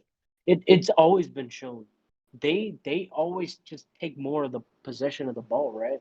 They're just yep. like, we're gonna play you out of the park today. So that is a good point to be brought up. But Yeah, No, and but I'll what say I'm the thing is, also too, absolutely Mutatu. thinking, that. Like, Yeah. the what thing I is, like, what I I'm feel. just oh yeah, go ahead, go ahead. I feel like quickly Mutatu. Like the thing is, I feel like Muller actually has better work rate than Gundogan, dude. Like that's the thing. No, but bro, but Mm. the way Germany wants to play off against France, man, you need Gundogan. Muller cannot work in that way. You know what I mean? Mm. But bro, France will play so compact football, man. I'm telling you, man. On top of it, Griezmann will also drop deep, bro. Griezmann is going to drop deep as well. Nah, you play Goretzka, Cruz, and Gundogan, bro. If you Mm. can. No, so you know what's gonna happen, right? They're actually You gonna know play what? with You know what? I'll people. drop Sane. You know what? I'll drop Sane. No, Sane is not going to Yeah, be there. Sane He's is not going to not be gonna there Yeah. anyway. start. Yeah, he's Yeah. not gonna Okay. start. You know what? I'll take this lineup then. You know what? 3-5-2. I'll take 3-5-2 against Mm-hmm. France. I'll Yeah, take it. yeah. Yeah, And then up front is like Havertz and Gnabry. Gnabry. Gnabry, yeah. I'll take that thing either Oh, rather than. word! I'm with that. I'm with that. I like that. Yeah. I like that. But And you then know you what's can gonna happen, right? go ahead. They're not gonna start with that. So they're gonna tuck Joshua Kimmich like almost into midfield, like Cancelo, like how Cancelo plays for City. He's like a Yeah. inverted wing back. So like the center backs will stay wide. So Ginter kind of has to like man mark Mbappe, I guess. And then the like Kimmich is gonna take the central space. He's gonna tuck in so he can like connect with the midfield. Because like you guys have said it yourselves, like you thought Kimmich is like one of the best midfielders in the world. But this guy's Yeah. gonna dispose him over there because he needs to defend too.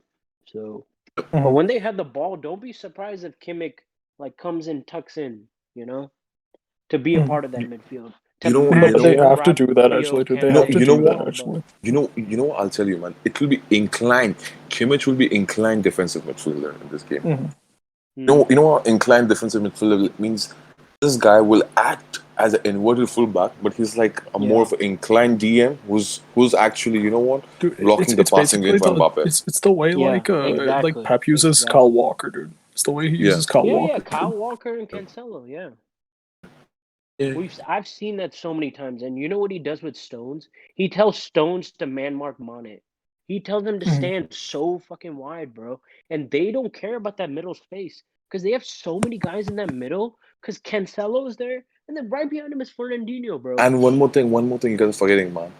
The amount of work that Goretzka can act as a dummy winger as well Yeah, by going up forward. he's gonna be the Fernandinho like cut in, and then also go be a beast in attack. Like, man, it's gonna be yeah. Oh, this game is insane. I'm not gonna lie, man. Yeah, it's getting me so excited. Like, fuck. Yeah. And bro, but look at France, man. Okay, how they will set up, bro. I'm telling you, No, man. but actually, No, dude, it's the problem exactly is the way you said it was. no, It's exactly the way dude, the that. problem with dude, like France can make it much easier for themselves, dude, if they drop Rabio and play like Kingsley Coman, dude, and switch to 4-2-3-1 instead. Yeah, because that Because would dude, benefit then you doing that in this game. dude, Just Rabio is go so all out, fucking bro. lazy, dude. He's so fucking lazy, dude, and he's so slow. Literally, fuck Humos, bro. bro, but If who you knows? if Tolisso could be you there, bro. came like, yeah, No, but Bro, he dude, who might, knows? no, Tolisso but might even start as well there. Toliso's better than Rabio, dude. But Coman offers you so much. Like, dude, the thing is that on the counter attack, dude, really, it's still pretty reliant on Mbappe, bro. Ultimately, the thing is like, there's no outlet on the other flank other than No, like. no, bro. There is bro. Do not disrespect Griezmann. I've seen this guy, man. No, but This dude, guy's in terms fast, of man. pace, like no, but in terms of pace, dude, Ginter can definitely keep up. Definitely keep up with Griezmann, dude. Ginter Bro, can definitely bro, keep up with Griezmann. Like, but I'm telling you, the way inverted runs Griezmann makes, man. I'm not gonna lie, man. This guy for France is different guy, man. I've seen him 2 games, bro. For France, this guy's not the same guy for Barcelona, man. The same goes for Pogba, by the way. Same goes for Pogba. Bro, I don't know why, bro. These guys are wasting their club careers, man. I'm not gonna lie, yeah, man. bro. Especially Pogba, man. Pogba is world class, and I hear his own fan base not call him world class. I'm a Liverpool fan. I clearly want Pogba not to do well, but you're really telling me, as a Liverpool fan, I would not take Pogba in my own midfield today? You're smoking crack. You're smoking crack. I'm sorry. Like you are taking that every day of the week, and we become like the number one team, like unanimously. All right, let's just like keep our biases aside. And I trust your opinion on Griezmann so much because it's so big of you to even talk like so highly about a rival team's like player like that. You know, so that's clear. Like you've done the scouting. You've seen the tape, bro. Like we Bro, gotta say, for me, like Griezmann, you know he's what one of those goons. the He worrying puts part on for his Griezmann is? the international shirt, right? Hmm, You just become a different player. James Rodriguez, like we've yeah. seen it. And if we're being real, like Neymar too. Like Neymar, he puts on that Brazil shirt, bro. All these players, they put on that shirt. It means way more than anything to them. Yeah, Yeah, you man. can go ahead. And for me, man, look, the tactical advantage Griezmann brings to the table, man. Bro, he acts as a fucking dummy right back. Mm-hmm. Bro, that's insane, man. Bro, look at the tactical advantage that guy brings, bro. I'm telling you, man, France Yeah, work yeah. rate is way superior than Germany. Way superior than dude, than Germany, bro. anybody, dude, than anybody. Yeah, Forget bro. Germany. Mm-hmm. Yeah. Bro, that's insane work rate. I mean, even if they took out the fucking Rabiot and put Tolisso there, wow. I'm But still inclined to I think this believe guy's it's pussy, man. the This guy's pussy. This yeah. guy's not playing like 2 wingers, man. Yeah, Yeah, Against he's Germany, not. no, He's not. He's a no, pussy. he's not. Yeah, he's a Yeah, he's pussy, pussy, bro. man. He's not playing 2 wingers. dude, like they should just Yeah. drop Rabio and play Coman, dude. Coman, Griezmann, and Mbappe behind Benzema. Bro, I that guy's think he pussy, does bro. that. No, I think he's not a pussy. He's doing that because he wants Pogba to be the main creator. He wants Pogba not to have any like defensive Yeah, responsibilities. So Mm. he's quite methodical about that. We don't like it because it's just lethargic, you know. But it's kind of genius when you make Pogba more of an 8 rather than a 6 mhm. Or because almost a ten, that's almost a ten technically even. almost a 10. You tease with that 10, right? But Mm. Griezmann's kind of the 10 in this team. That's Mm. why. That's why I'm not inclined to say Bro, completely the different. weakling for France is Pavard, man. I don't know how he will handle Nabri if that's Gnabry, the yeah. case. But Yo, but they go against in training every day, man. Let's see, bro. He probably yeah, gets his because numbers. That's the thing. you know, I've seen this guy playing Jules Koundé as a right back, huh? And when I saw Jules Koundé as a right back, I was scared. Wallahi, I was scared because that guy's fast, good on the ball, and defensively way better than fucking Pavard, man. Not gonna lie, man. Mm. Hmm. I mean, I wouldn't be surprised if I see Jules Koundé on the right back Yeah, position, bro. but it's gonna be Pogba. No, it's going, bro. I'm saying I wouldn't be at all surprised because when I Dude, saw this him is the coming no, from but let's That's be a Pavard, real. good Dude, this shout. this is the white That is, supremacy agenda, bro. This is bro. the I white will give you. supremacy. I that's have what to I'm give you saying, so man. much credit on that shout, bro. Jules Koundé has been like unreal beast this season, bro. You should be Bro, managing and this France team, not this fucking fraud, bro. bro, you know, oh my god, man. Oh God, bro! And you know what? Still, they haven't got some of the players who could added more impetus to this Dude, team. let's talk about Furlong Mondi, dude, because as a left Yeah. back, he's way better Yeah, than bro. Lucas. Hell yeah. Bro, if he added Furlong to this team, bro, nah, man, that's But can overpowered, I man. be objective here, dude? Can I be Yeah. objective here? Furlong Go Mondi ahead. was easily the best. He was easily the best left back this season, dude, in Europe. There's not even a Yeah, question man. about it, dude. On Yeah, form, but like, bro, that guy defensively, bro. You know what the best thing about Furlong is? You're not beating him one on one. no Yeah. way, You're not, Yeah. bro. I've seen, bro. You're not beating Furlong one on one, dude. bro. Even Mahrez was struggling against him, man. Yeah, To be honest, that Mara was a struggled. Yeah, dude. Yeah. really good battle. To be honest, Yeah, Bro. you're Mahrez not is beating such a Furlong one fucking. on one. dude, that was one of the best wing flank battles I've ever seen. Yeah, Actually, bro. bro. Bro, what a fucking I Bro, mean, you guys are not, bro. You guys are not even getting an obvious one. These guys is GOAT. Mohamed Salah got fucking pocketed, man. That was one of the best performances I'd ever seen, bro. Furlong, man. These fucking Premier League merchants talk such shit about this guy. Like, you clearly don't watch that football. So keep your mouth shut, all right? Because if he's gonna take the best fucking goal scorer in the Prem and pocketed him, bro, he can pocket anyone, bro. That dude is class. That was probably one of the bro, best signings you know what? in When I realized, bro, when I 3 realized years, bro. Furlong his money against Maris, I realized this guy's money, bro. Mm-hmm. Yeah, Bro, when I saw bro, and oh my god, I forgot, man. Remember can't remember which game, man. Fucking hell. Wait, the big game we played, I forgot, man. Can't remember, man. This season, which bro, we one? played. Is it in La Liga or the Champions League? Bro, he pocketed Carrasco in Atletico Madrid thingy derby, man. Madrid Yeah. derby. Remember that? Remember that No, when? dude, Yeah. there was this moment in the Liverpool game where there was a ball coming in and Mane was going to head it, and then like Mondi cleared it, dude, like right in front of Yeah. goal. Yeah. Yeah. Yeah. Bro, Bro. France, bro. To be honest, man.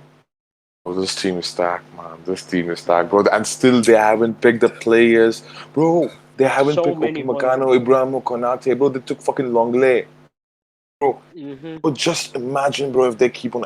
Oh my god, Bro, Hoshi nah, man. Mawar, man. Hoshi Yeah, Mawar. He could have played bro. Rabio's position, bro. Yeah, Awar is there. Oh my god, this team is Kamavinga is there. This team is stacked, man. Kamavinga. Holy Yeah, fuck. this Dude, team is stacked, man. for me, If dude, it should have anything, been Cherokee, Kamavinga man. would be so good defensively over Rabio, bro. You should have totally taken him.